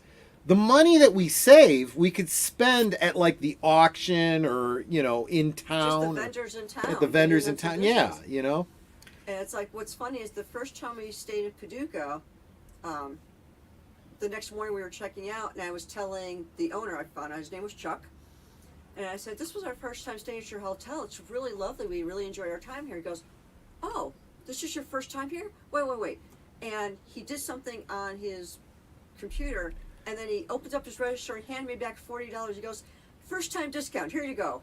Hope you come back. I thought that was pretty cool. Any time that we went back to Metropolis, we stayed there, and he always remembered us. We have a ton of Superman memorabilia that we got. We would go and they had this big dinner on the Saturday night, and we would. Oh yeah, that was something Netter just saw at the auction and wanted, and I said, okay, go ahead. Inside here, I have. Ooh. Do you want to make it bigger, Troy, so we can see? Oh yeah, good point. Thank you. Whoops. Hold on a second. Let me put her back in. No, that's the exact wrong way to do it. There we go. Give me Superman chocolates. I've never opened these. How do I?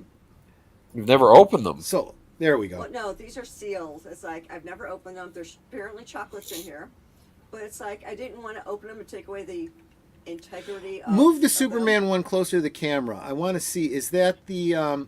Yeah, that's the animated series. Yep. Yeah. Yep. And same with the Batman one. Yep. Okay, I already have a suspicion. I bet that the Batman one is dark chocolate. You could be right. And You the could Superman be one's right. milk chocolate, right? It just says assorted chocolates. It doesn't say. Okay, I bet it's assorted dark chocolate because he's the Dark Knight. They're Whitman's. Both of them are Whitman's. Yeah. Oh, like Whitman samplers. Gotcha. But Okay. we got like we got posters. We got Lunchbox. And then I got the little lunchbox. So big lunchbox, little lunchbox. Oh, cool. He's got the curl. Okay. I don't have it out right now, but that's where I got my 12-inch Mego. My Superman. Yeah, I got a 12-inch Mego, and it's the one that's got like the Elvis hair, and whatnot. I mean, yeah, I mean, she would be bidding on stuff, and I'd be like, if you want it, go for it. That's not my bag, but I got some comics. I don't remember. I don't remember if there was any. Oh, there was a big. You remember those big comic books that they used to have? The big trades you find them in the magazine. Yeah. They're like 11 by 17. Yeah, size. they were the large ones. Yeah. My brother had a Spider-Man meets the X-Men comic like that. Yeah. They also did Spider-Man Spider-Man Superman one in that scale. Okay. But I had as a kid the Fortress of Solitude comic, real big like that, and Superman versus Muhammad Ali. What was awesome about that is the front cover is like a photograph of Superman and Muhammad Ali in the ring fighting, like big, and in the audience around them, and all wrapping onto the back cover. You got to look real close. It's a bunch of celebrities. They had, now this was 70s, so it was Sonny and Cher, Donnie and Marie, a bunch of celebrities. But then there were also like comic book artists and writers and Bruce Wayne and Diana Prince and all the alternate these characters. It was it's like all Easter egg. You gotta like really look at it. Anyway. Yeah, Matthew Flynn said I also have the Union Jack pillow, which is why I showed it. It's like, yeah, my mother's from Lancashire, England. Yep. And so of course, I love all things British. Well, and maybe not some of the foods, but most things British. But Netter got for me in one of the auctions, the same size scale of those comics. There was this commemorative Metropolis, I don't know what you call it. It wasn't really a comic book so much as it was a promotional book that was done for the first celebration and opening of the Superman thing in Metropolis. And the reason I wanted it was because it was something that I had seen advertised in comics for years throughout the 70s. And it was something I always wanted and never got. And I was like, I had always wanted to come down here and see this place. And now that we have, I want to get one of those. So Netter's like, and we got it for almost nothing because everyone there either already had one or didn't care about it. So it depended. But they had some crazy stuff in that auction. They had like, 1 year they had an actual screen used Superman costume from the George Reeve era. Wow! It was the one where the anything that was red was actually like brown. Yeah, and to the make it blue look better on the black and was white. Gray because it looked better in black and white. What was funny is that the guy who donated actually bid on his own auction to get it back because he knew it was going for a good cause. Oh, I see. Yeah. So it's like, I'm going to donate this thing, but yeah, I'm going to bid up to about $3,000, whatever it was. If it didn't, so that he got it back. If it didn't get past a certain amount, he didn't want it selling, but he also wanted to offer to charity too. So yeah. So he ended up getting it back because it didn't go for as much as he wanted it to, and he ended up giving a bunch of money to charity, which was fine because he was the he made a lot of money in that auction from other stuff. So don't feel bad. Yeah, it's like he was the guy who ran the museum. Yep. So this was. He was making money all week, so he was. They also had like swatches of the original Superman cape in, in a glass. Yeah. What do you call it? Shadow box with a certificate of authenticity There- and all that. And those were going for like, I think that one went for $5,000. Yeah, it was a different cape from a different costume, but it was still a George Reeve worn costume. The problem was that the uniform, the costume itself was ruined in a flood or something like that, and the cape was a bit And tattered. mold and- So the yeah. best they could do was just chop it up and sell it as I don't know. Swatches. Yeah, it was This swatches is what it really was. This is, I think it says something like, this is a swatch from screen used costume from George Reeves, this date, from this year to this year, or whatever, with the COA also in there. Yeah. So anyway. Yeah. Lots So of yeah, cool those stuff. are some of the cool vacations we've taken. That was more than one. What was a date that you guys went on that didn't work out the way you had hoped? A date we had gone on. Like a restaurant, perhaps, that did serve the food correctly, or Oh yeah, Netter was just telling this story to the folks we went out with on Tuesday. There was one restaurant we went to yeah. that couldn't accommodate her pepper sensitivity Yeah. because literally everything they had pepper on it, and it was one of those places where they pre-made most of the dishes. And I said, this is a problem. This is a problem you're going to have going forward No, because there are that- people that have food that one allergies. was the deli we went to.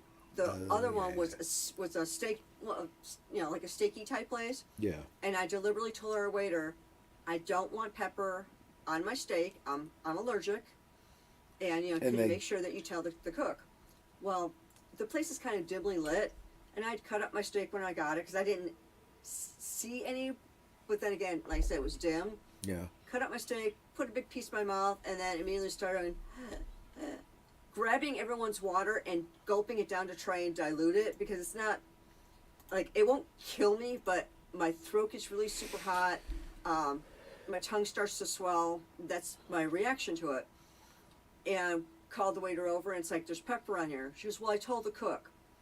The cook comes out, starts screaming at me, there's no pepper. I held up my fork with this thing pretty much covered in, going, yeah, what do you call this?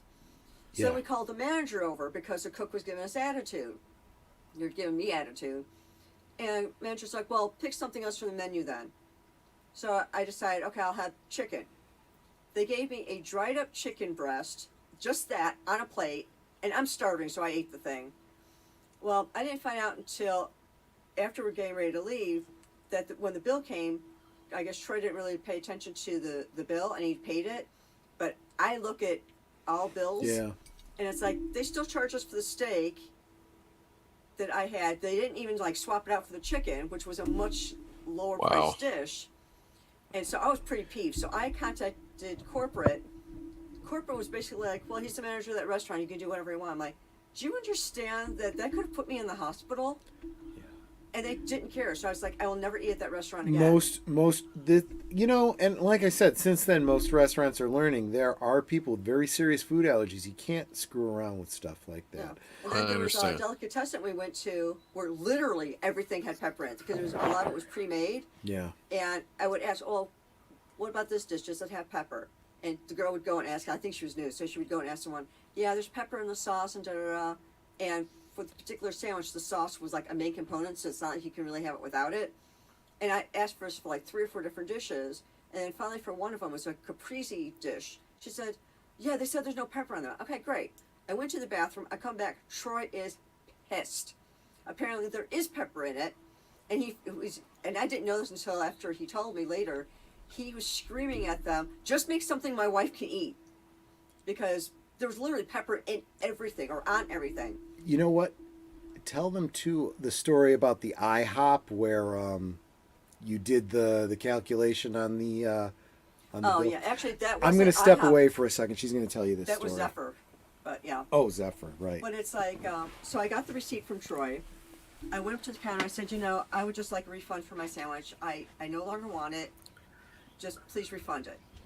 And Liz like arguing me, going, "But we're making you something." Like, I don't want anything. Please just give me a refund. And I'm being very polite, very calm. And she kept saying that. Well, we're making something. We're making something. I said, "Ma'am, just please give me a refund." She goes, "You're getting upset." I said, "Ma'am, I'm getting upset because you're not listening to me. All I want is a refund for the sandwich because I'm not going to eat it. I don't want it. Just, I think finally manager came over and gave me the refund when I explained. It's like, all I want her to do is refund me for the sandwich that I cannot eat. But it was like, seriously, stop arguing with me. Just give me the darn refund. Yeah, no, I see what you mean. Yeah. I ended up getting something later, but it's like, why would you put pepper in literally every single dish that you have? Not everyone can tolerate that. To me, pepper is a condiment you put on afterwards to taste, Yeah, like you have the salt and pepper shakers. Yeah. But the other one he was talking about, we were with a bunch of friends from our church. Church had just done, and we decided to go to this place called Zephyr's, which was a place they had, like, their big claim to fame was their ice cream. But they also served, like, sandwiches and all that sort of thing, like a regular diner. And then most people would get the whatever ice cream dishes as dessert. So there's, like, 8 of us at the table, and we all ordered different things. We had some kids with us, so, they got kids' dishes and all that.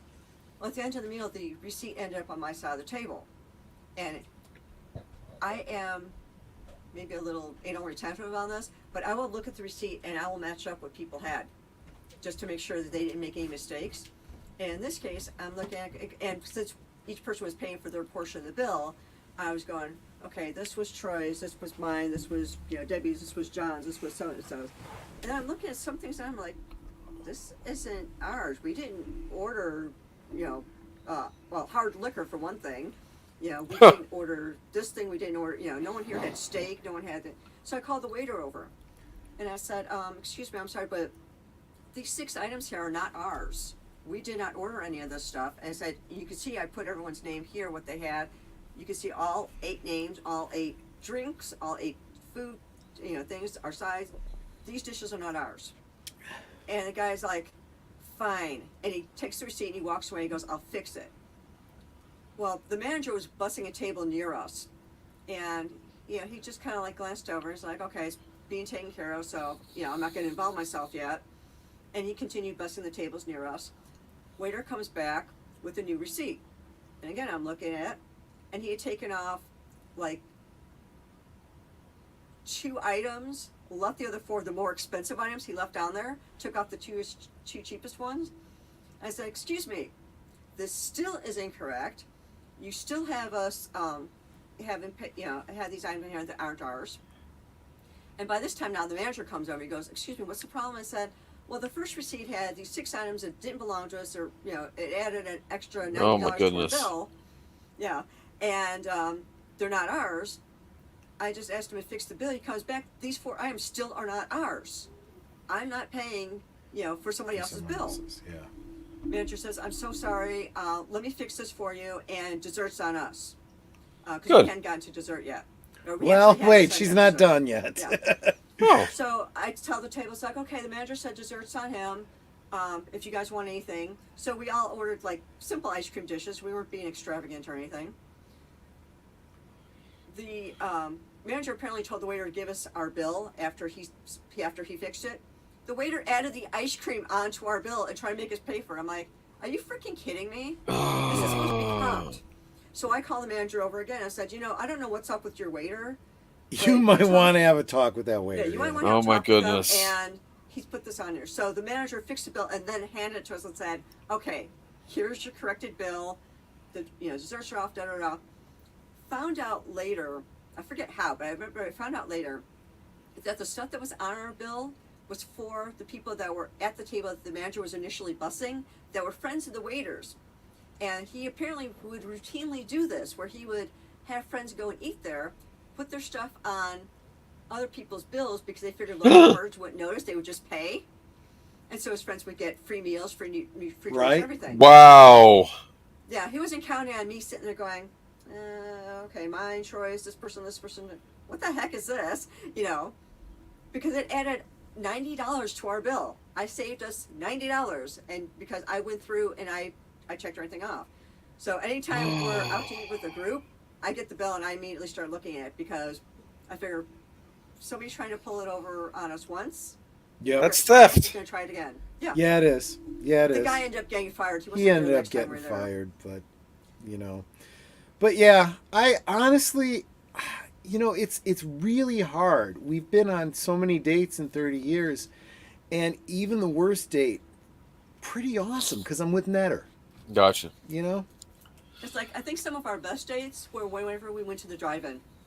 The drive-in was awesome. We would stop at Kentucky Fried Chicken. Yep. Get a bucket of chicken. I'd get the usual. Well, wait a minute. snacks. Actually, it was here. I don't know if it's like this across the country, but here, I think it's Pepsi Cola or whatever soda company owns these chains, and they own both KFC and Taco Bell. So we'd get her a bunch of chicken, and I'd get a couple tacos, and then we'd drive to the drive-in, and we'd always get there like an hour before they even opened up. So we were like one of the first people in line, and we just sit and eat our dinner, you know? Yeah, but we also wanted to make sure we got our spot. Yep. And we always parked in the same spot every time because we got there early enough to be able to do that. It was dead center for the screen, 3 rows back, so it was perfect, you know, center. And yeah, but that was our date night, and we would have our dinner, and I'd have the movie snacks for later. And then, of course, we'd go to the snack stand, and we'd support them by getting a couple of things because, you know, why not? And, no, those were great date nights. And we've watched some pretty awful movies there. I think the worst movie I think we watched there was, what was that one with the, was it called Illuminati? Was that it? The one, shoot. I just remember all the ancient puzzles and all that. And every time we thought the movie ended. That Dan Brown. Da Vinci Code? Da Vinci Code. That's Da Vinci. It, yeah. Oh my gosh. Oh, that was terrible. Oh God. Every time we thought it was ending, it would continue on. It's like, when does this movie freaking end? I think it was like 3.5 hours. That happens a long or lot something with like those movies. I think with the Inferno one, it's like, when does this movie end? that. But Yeah, it's like, that was like the worst movie. We're like, when is this over?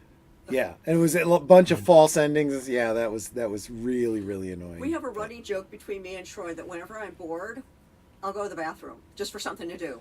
Yeah, and so as we'd be sitting there waiting for it to get dark, basically at a drive-in, she'd go to the bathroom like 3-4 times. What? It's like, I got nothing else to do. I'm going to go to the bathroom. Yeah. Okay. Get out of the car, stretch my legs, go to the bathroom. Which is smart because, you know, by the time the movie starts and she's, you know, got a 2-hour stretch, you know, she's definitely got an empty bladder going into it. So during the Da Vinci Code, I must have gotten up to go to the bathroom about a dozen times because, like, I can't watch this. It's putting me to sleep. That was just terrible. It was horrible. Terrible. No, I will not be doing a watch party of that on my channel. Netter will not be doing a watch party of that on Retro Cinema. What about Angels and Demons with the Illuminati? No. Won't be happening. Okay, so let's see what else. But you know what? Even those times were fun. You know, I mean, we were together. You know. Yeah. So which we of basically mocked the movie? Which? Oh, I was going to say, which of you is the better dancer? She is, absolutely, no doubt about it. Yeah. She actually, when we were dating, she taught me how to line dance. I had no idea how to line dance. Oh, achy breaky heart, that sort of thing. Yep. I also knew a lot of the '60s dances, so I could do those, and yeah. I mean, I can learn, but I'm not very good at it. No. I'm willing to try, but yeah.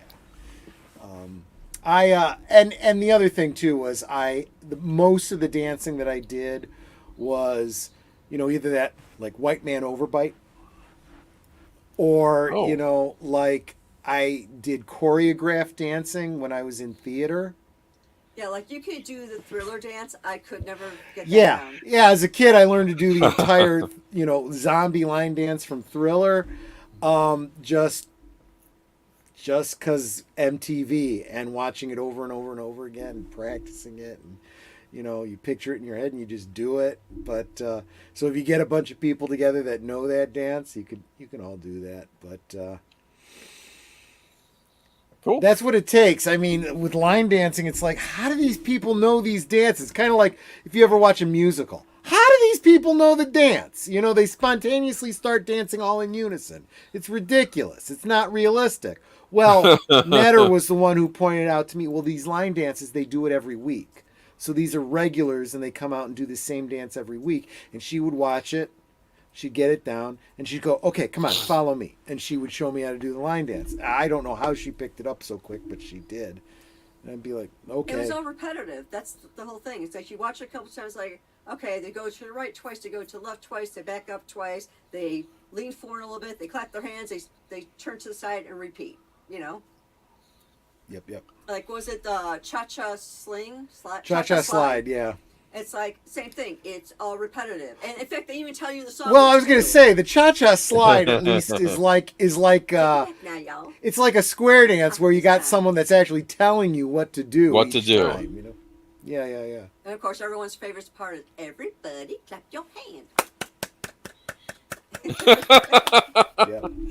Yeah, you got to learn that song if you go to weddings, right? You got to learn the cha-cha slide. That's right. That's right. That is one. I'll tell you what. That's a dance at a wedding that I prefer to the chicken dance and the polka and the. Oh my gosh.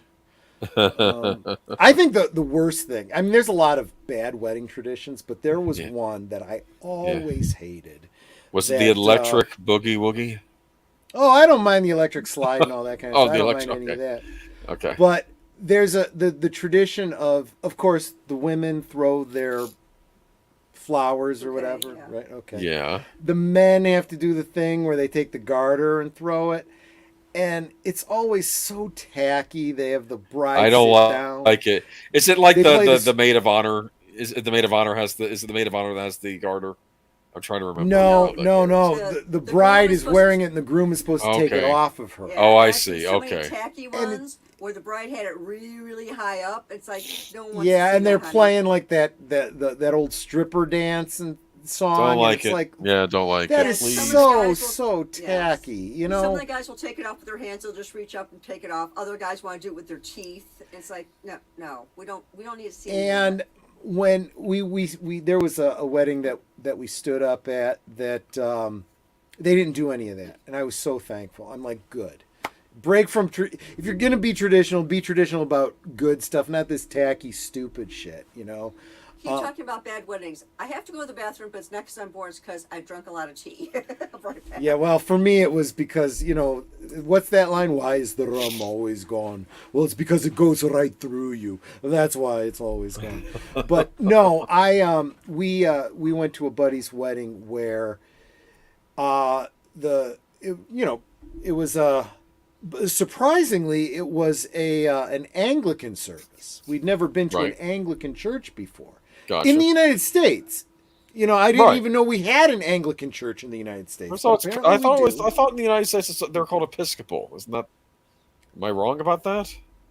I always thought outside of England it was Episcopal. I don't know. I was a guest there. I don't. Okay, no, I know it's all right. Maybe it is Anglican. I just thought outside of the United Kingdom they're called Episcopal, but in the maybe you're right. I don't know. But I might be wrong. I don't know. That was my impression. But that's what they told me. The only thing, it was very similar to the Catholic service, so I wasn't completely out of place with that. Right. Anyway, wonderful service.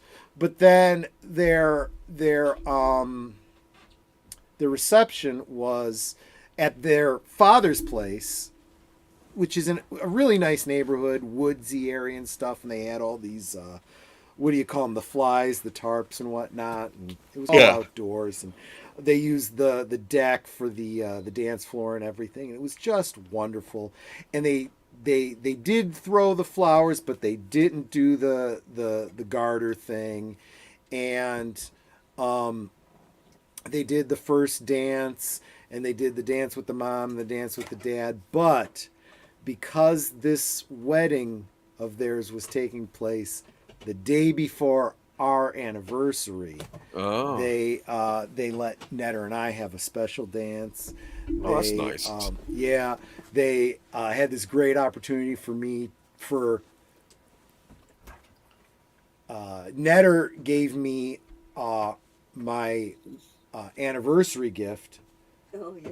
Oh, it's right over there if you want me to show it on camera. Right underneath the TV, if you can even reach it. Oh, I can reach it. I just need to work around my thing.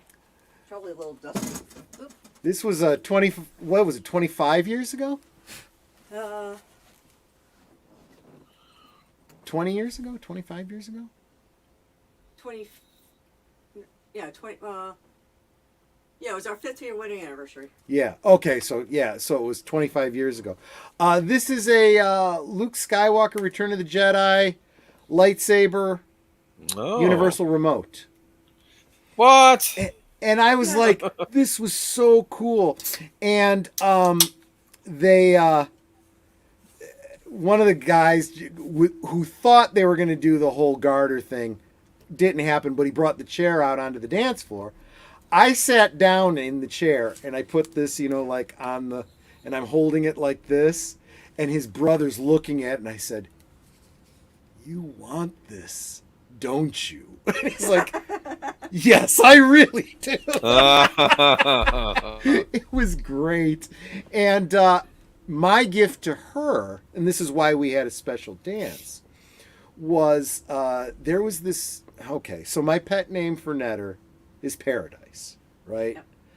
I said, because as long as she's with me, that's paradise, right? Mm-hmm.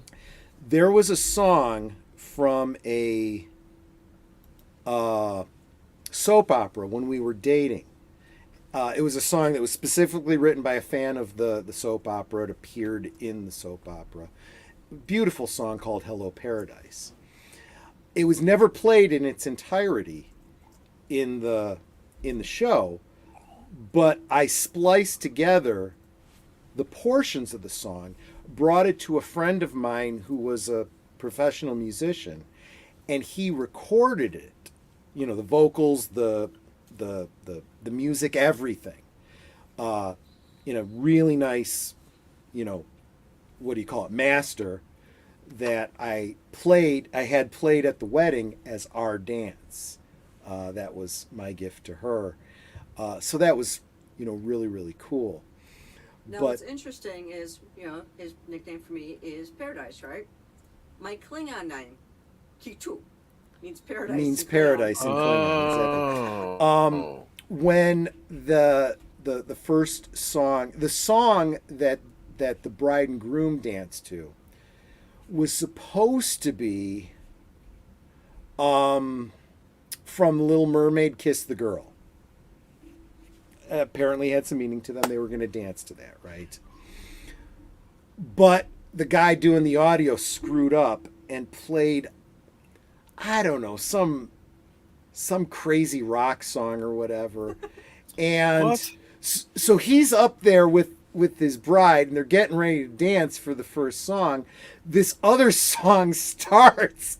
All the groomsmen went up, pushed the bride off, and we started doing a line dance to the song. It was hysterical. Oh, it was funny. It was, yeah. And then he fixed it and got it right. But I think the cutest part of that whole wedding is that it was his niece's birthday the same day. Yeah. And she was going around going, "It's my birthday today."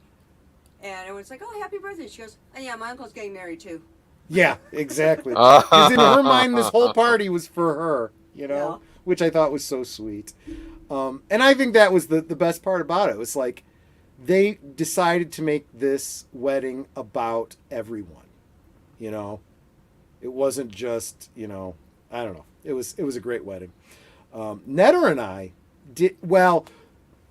Except for, what? Let me share the picture again. With the exception of our vow renewal, right? This was the pictures we took, down downtown, but we got married at the Justice of the Peace. Yeah, we got married at City Hall. Oh, now that was funny. So, we were married by a judge, and we're in the chambers, and we're looking deeply into each other's eyes. And she asked me, or she asked Troy. She was hard of hearing. She was hard of hearing. She goes to Troy, do you take this woman to be your lawfully wedded wife? Da da da da. And he's looking in my eyes and says, I do. She goes, what? Speak up, Sonny. I can't hear you. Which kind of destroys the mood, Yes. So then when yes. she gets to me, and so I'm looking off at him like this, and she's like, do you take this man? Da da da. I went, I do, and then turned back to look at him. Yeah, that's funny. Yeah. But yeah, we Netter and I eloped. It was Cool. just me and Netter. My her kids, my our- two kids, her my kids, Mom, and a friend of mine who took all the pictures. and another friend of yours. Oh, right, and my friend Tony. Actually, was he there? Yeah, he was there for at He least was there a part for of it. the wedding, but then he Your left. brother was supposed to be there, but he didn't make it. But he paid for the reception. But he paid for the reception. I mean, there's only a couple of us, so it's not like it was a big deal. But yeah, it was a tiny little service because, like I said, we eloped. My mom was not too fired up about our marriage. In fact, didn't speak to my mom for 10 years after I got married. It took a long time for us to rebuild our relationship. Yeah. She didn't like the fact that Netter had been married previously, that she had 2 kids. Oh, yeah, I was a gold digger. Not that I had any What? money. Yeah, I was want the full-time job. He was a student, but I was a I gold was a digger. student in debt up to my eyeballs, but my mom thought that I had, all this earning potential, and that's what she was saying. Right. Yeah. Well, But I say, actually, I'm the one who paid off his student loan, so it's like, yeah, exactly. By the way, if anyone has student loans they're paying off, don't just pay the minimum. Throw an extra like $200-300 in Yeah. if you can. You'll see how quickly it drops. yeah. 'Cause I did one Tell them payment to like that apply by it to the accident, principal. and it was like, because like I think his payment was like $325 or something like that. And there was Gotcha. one month I had a little bit extra, and I threw like, I think I made a payment for like $600. And so when we got the next bill, it's like it had dropped. I'm like, oh wow, that like really dropped. So every extra cent I had, I would throw into his student loans, and I hadn't paid off in like a year and a half. Whereas had we just continued to pay the minimum, we still would have been paying him for about 7 years. And Leia Plus Size stopped in to say, sorry I'm so late, but I wanted to wish you and Annette a very happy anniversary. Oh, you're not late, honey. You're just on time. Yeah, you're on Leia Plus Size time. If you want, the link's up at the top if you want to come in and say happy anniversary to us, in person. But thank you so much for being here. It's been too long. Miss seeing you around. But very, very encouraging that you did stop by to say hi. Definitely subscribe to her channel as well. She has she has like that awesome radio voice. I think she should do like a late night soft rock, power ballad type channel. But anyway, yeah, no, it was we started out with some big challenges when we first got together, but totally worth it. I mean, you And can't. now his mom loves me. there you go. Yeah, Yeah. yeah. Like I said, it took 10 years to rebuild the relationship, and I said, look, this is, 10 years in, and this is going the distance. You want me in your life. My wife has got to be part of that too, and she went full Italian, and okay, I got a daughter now, so There you go. that's the way. And of course, it all once worked mom out. accepted me into the family, that means that the extended family, so his uncle and his wife and all that accepted me, and then the other aunts and uncles accepted me because mom accepted me. There you go. But, maybe that's actually another part of what makes for a success. When you've had these kinds of challenges to overcome, you're that much more invested. Kind of like guys that serve together in the military, in combat. They say that forges, relationships that last for life. And I'd say we've seen our share of battles, and as long as we stood together, there's a Klingon saying, as long as two Klingon hearts stand united, nothing can stand against them. And even before we got into that kind of Klingon lore, that's how we attacked everything, and I think that's why we gravitated to all the Klingon stuff too. But Cool. It's like, what's really funny is there's a Star Trek club we belong to, and there was kind of like a board of directors, and we were having you can't call it an election. They were trying to decide whether or not I should be a part of that board of directors, and everyone else on the board or the committee, whatever, was like, yeah, we want her on. We think she should be great. Yeah, like, because Troy already was on. One person was like, well, I'm abstaining because I want to see how their marriage works. It's like, what does that have to do with me serving in this capacity? yeah, Wow. and that's one of the things that we went into it saying, look, you're not bringing my wife in. You are deciding on Nanette separately and apart from me. That's how you need to and she just couldn't. And honestly, our marriage outlasted that club. We outlasted that person. She died about a decade ago. I mean, It's like we're still going strong. Leia Plus Size says, Netters Network, keep doing those how-to videos on your channel. They are so helpful. Lynn Green says, I just saw the stream, just popping in to say hi. Happy anniversary, Troy and Nanette. Lynn Green, thank you so much. You're so encouraging, miss. Thank you for coming and wishing us the best. That's so awesome. But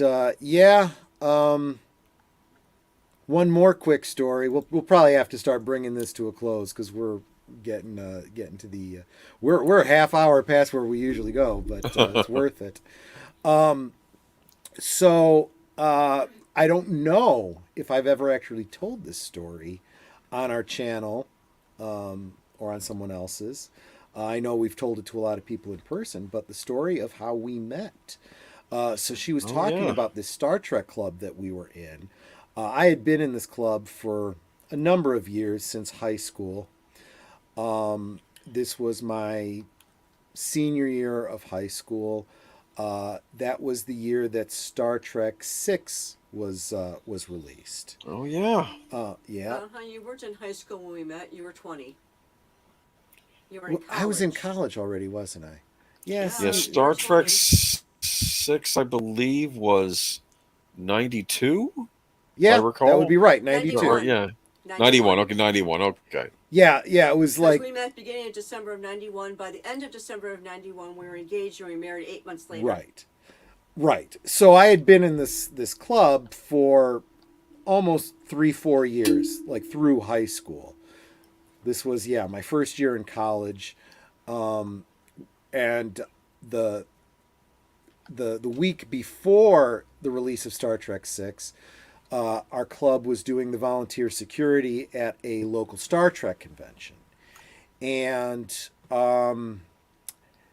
Nanette was there in captain's uniform, but wearing a miniskirt instead of slacks. Yeah, she got to be known as Captain Miniskirt. I had groupies. She had groupies. Yeah, this was back when just really the start of the whole cosplay thing, where people would, come up to you and say, hey, can I get a picture with you and stuff? And she had a bunch of nerds like asking to have their picture taken with her. I just didn't have the nerve to talk to her. I saw her around. She was gorgeous. And I'm like, way out of my league. Plus, she was there with a big Klingon guy. And I was like, okay, forget it. She's with somebody. Forget that. That was Brian Bureau, and I was just talking to him, asking him how he's doing. I didn't know that. I thought you guys were together. But she ended up joining the club because we had a table there. We were doing recruiting and stuff, and she joined up. It was this role-playing game. Back then it was by mail. This was kind of before the internet was really taking off, right? And what actually Early had me 90s. joining is the person who ended up taking our wedding pictures, so that one with me and the bangs, she had joined, and she goes, "Hey, I just joined this great club. You should join too, so we can, be in the same club together." And she took me over to the table to sign up. Yeah. So it turns out that her friend was. So I was an admiral in this club. That made me the game master for, a number of ships. So people would join. They'd be assigned to a ship. Tried to keep people local and whatnot. And I would run games, through the mail. And her friend happened to have been on one of my ships, and so she's like, let's see if we can't get us together. And so Right, because I had a different game master. And I went to that game master and the military staff committee and said, guys, can we make this change? Two of the players are asking to be on the same ship together. So I ended up with the two of them on my ship, met up with them at I said, hey, our first event, if you want to come, we are doing security at this theater in the city that was showing Star Trek 6 and, doing photo ops and stuff like that. Which literally was 3 blocks away from my apartment. Yeah, it was real close to where I was like, oh, that works out great. Well, then when I got there and she came up to say hi, I realized it was Captain Miniskirt. I was like, oh my gosh. But now that's his perspective. From my perspective, remember, I didn't know him. My friend Kirsten introduced me to him. She's like, "Oh yeah, this is Troy, my game master." Now she's saying something. I'm not hearing her. All I'm doing is looking up into his big brown eyes, and my only thought was, I'm going to marry this man. Now remember, I hadn't met him. I didn't know him, didn't know anything about him. He could have been, married with 10 kids. I had no idea. But my only thought was, I'm going to marry this man. That Wow. was beginning in December of 91. By the end of December of 91, we were engaged, and we married 8 months later. Yep. It was a very, very Love short. first sight. I guess that's. Yeah. And I just said, look, she's interested in me. She must have bad eyesight. I better marry her before she gets her eyesight back. I mean, that's the only thing I could figure. But yeah, so that's the story. We stuck with that Star Trek club for a while until some internal politics kind of tore it apart, and we changed our allegiance to the Klingon Empire. And that's Evelyn Hampton. She's the CNC of that club, and that's yeah. So that's where we've been ever since. But and just a reminder, Deleted Scenes is 6 subs away from 100. So if you guys can, anyone who hasn't already subscribed to Deleted Scenes, go over there. Hit the subscribe button and maybe start one of his videos playing so he can get a couple minutes of view time. That would be an awesome thing. Super appreciated. But he's in here dropping links for all of you all. So make sure you subscribe to everybody who's in the chat and Thank you. do your best to support each other. Of course, Aged Boomer, who's been my designated driver every week. He has been interviewing us tonight, and basically it's become his stream. And and Netter, their links are, of course, down in the description every single week. Skipper Kenner has just showed up. We were obliquely indirectly talking about you just a little while ago. Because of your importance in our history. He was a member of that club I was just telling you about. Really? And he is one of the few friends that we have maintained since then. All that politics and stuff that I said drove the club apart. Well, himself, Netter, and myself, we all just stormed out on the same day together. And again, the friendships that stick, over 30 years. Yeah, that was an interesting time because it's like, somebody one of the guys on there didn't want me on the committee anymore, didn't want me in the club anymore, and was trying to make things really difficult. So we had like a tribunal, I guess, Yeah. to discuss my future with them. Now remember, it's a free club, pretty Right. much, you know. And when I said, well, I'm not doing this, that, and the other, I guess I'm out.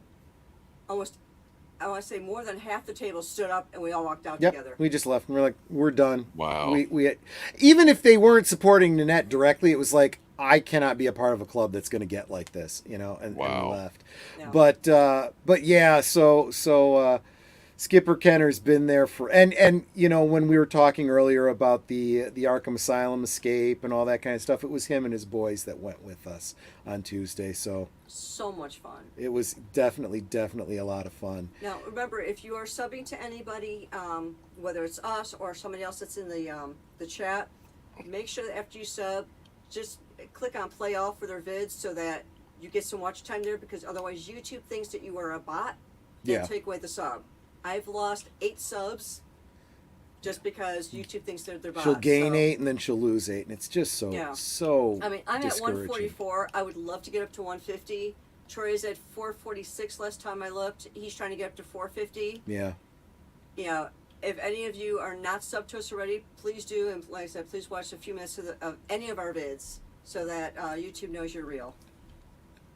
I'm the reason they blew up. I'm not sure if you're talking about the Star Trek Club or us on Tuesday. Either way, yes, you're right. You can take the blame for both of them. I was telling them that story about the defusing the bomb and whatnot. But yeah, so we should probably start thinking about wrapping this up. But you know, the last thing that I want to say, there is this truism that life, you're pretty much on your own in life, and this whole idea, this I don't need anyone, I don't need no man, men going their own way, blah blah blah blah blah blah. It's all a bunch of bullshit. You can do it, you absolutely can, but it's definitely better when you got a partner, and if you have the right kind of relationship, it's that you got a built-in fan club. Netter is absolutely, without a doubt, my number one fan. I don't understand it. I know she's not only blind, but she's crazy, and I love that about her. I know that I'm not crazy, I'm weird. Get it right. You are weird. That's true. If everyone else is against me, I know Netter's on my side. Yep, you know, absolutely. at least Netter, and 100%. Oftentimes, even when I'm completely wrong and she shouldn't be. And by God, I'm going to be the same way with her. You know, what did I say? That passage, women submit to your husbands as to the Lord, and husbands, love your wives as Christ loved the church. That's all I can say. Skipper Kenner says, you guys are the absolute best. You've always... Yeah, we just leaped, okay. yeah. You've always been there, and I appreciate you both so much. Happy anniversary. Oh, thank you. And then Evelyn said, thank you for letting me share in your anniversary celebration. Much love to both of you. And I'll see you tomorrow night at the movie rewatch. Absolutely. Yes. And of course, at least a couple people just came in the last few minutes. Please subscribe to Deleted Scenes. He's at 96 subs. He's trying to get almost to 100. there. So if we can get him to that, just I feel like Porkins almost there, right? You know, it's like... stay on target. Stay on target. Almost there. But I don't want this to be, it's away, negative. It's a tight hit on the surface. You know, it's, you know, somebody made a horrible joke, which I actually thought was kind of funny. Listen to all the lines regarding the trench run and imagine it's a guy getting ready to have sex. Stay on target. It's away. Negative. It was just a tight hit on the surface. Anyway. So yeah, I thank you for taking over the stream. I'm going to take it back now, Boomer, just because I want to wrap it up. But you're my best friend. Same to you, Netter. So Boomer, tomorrow night we will be over on Netter's Network. Links in the description below. Where we, oh yeah, that's a good point. Look at the size of that thing. Ah. Yeah. Right? See, he gets it. He knows. So tomorrow night over on Netter's Network. Is that Big Al tomorrow? Nope, mine. Nope. It's us tomorrow. Okay, all right. Rampage is a different week. Okay. Rampage is Breakfast next week. Breakfast Club. That's right. Tomorrow is Breakfast Club. Exactly. I'm stealing your thunder. Yeah. No. That's fine. You know. Red 5 standing by. Yeah, actually, that's kind of awkward, isn't it? Red 5. Luke, just go stand in the corner. This is your sister anyway. So anyway, so yes, Sunday night. You're out of town, Boomer. So yes, I'm thinking, guys. Hey, I can come on. You and I can do something. Yeah, it'll be Netter and I. I don't know right now if it's going to be my channel or hers. Doesn't matter because you should be subscribed to both of us. And we will do. I don't know what I'll call the stream, but it'll be something, something like Geeky Geezer's Light. You know, I'll just hit a couple of the news articles that I feel you could call it the Geek Gulag, like I did on my channel. Gulag, I like that. When I was out, I called it the Geek Gulag, and I think I had, instead of Saffron and Wardolph, I had Muppets that were in a jail cell.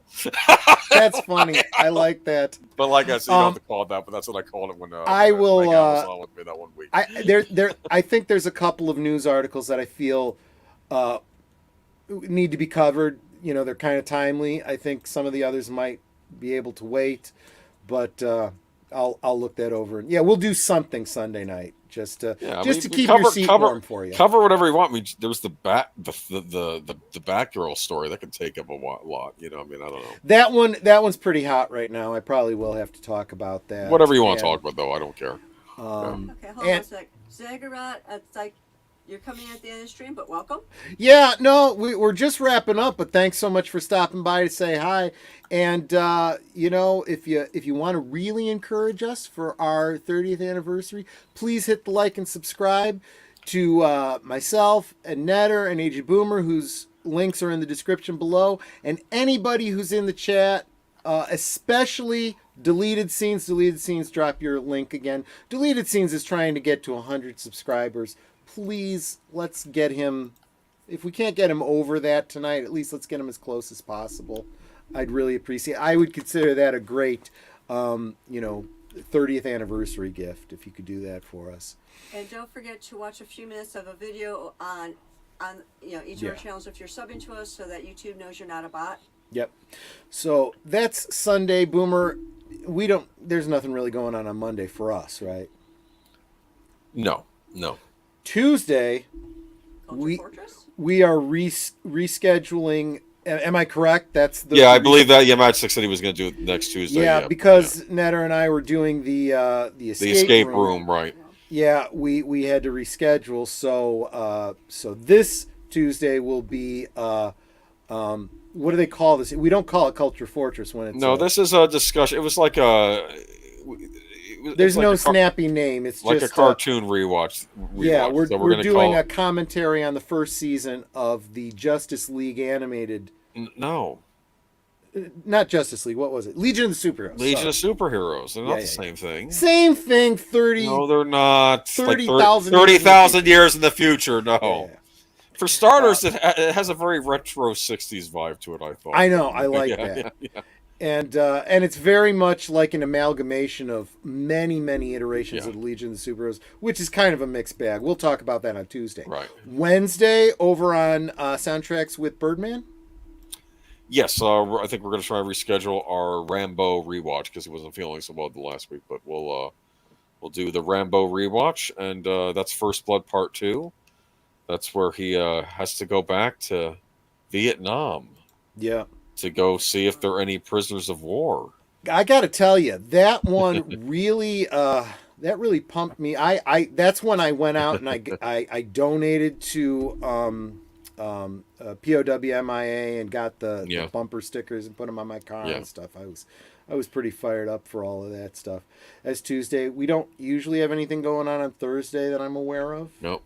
Okay, which brings us back to next Friday. Oh. I guess I should have been looking to see what my Who your guest is? Who my guest? Didn't I say earlier in the stream? I think next week is next week. Back here for last call, where my guest will be Fanzine, FANZCENE, I believe is how it's. Yeah, and we will be talking owning physical media and how important that is. That stuff back there. That stuff back there, exactly. Why do I need all physical media? I can just stream. Yeah, we'll talk about all of that and why. And he was here earlier in the stream to wish us happy anniversary. He's good people. Definitely want to be here for that. And that will bring us around to next Saturday, where, as Boomer mentioned, over on Big Al Presents, we'll be doing a watch party of the Dwayne "The Rock" Johnson film Rampage, another video game film. So that is what we're looking at going forward. Also, if you just want to know what I've got coming up in the coming weeks on this channel, head on over to my, main page. I've got a section up. It shows you like the next 4, 5, 6 weeks. I've got scheduled a number of guests. You don't have to wait until then. You can go ahead and subscribe to them. Leave a comment. Tell them Troy sent you. Make me feel like a big shot. Okay. Anything else, Age of Boomer? No, I think that's all for the week. So, but like you said, hit that subscribe, the notification bell as well, so you get those notifications. And yeah.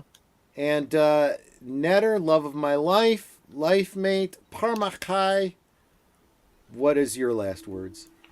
Same thing I say every stream, Pinky. Try to take over the world. I agree, absolutely.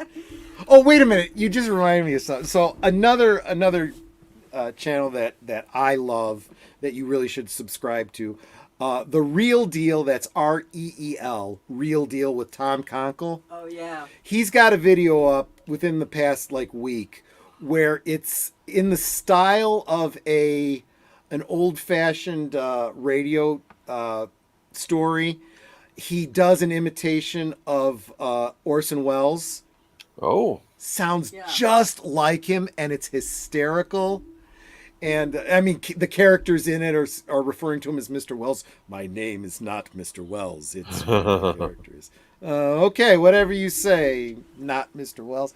But he sounds just like him. And I left a comment. I'm like, this is brilliant. You really sound like Orson Welles. Now say, same thing we do every night, Pinky. Try to take over the world. But anyway, I'm sorry. Yeah. What I say all the time is, we can talk amongst ourselves, and that's all well and good, and we have a lot of fun with it.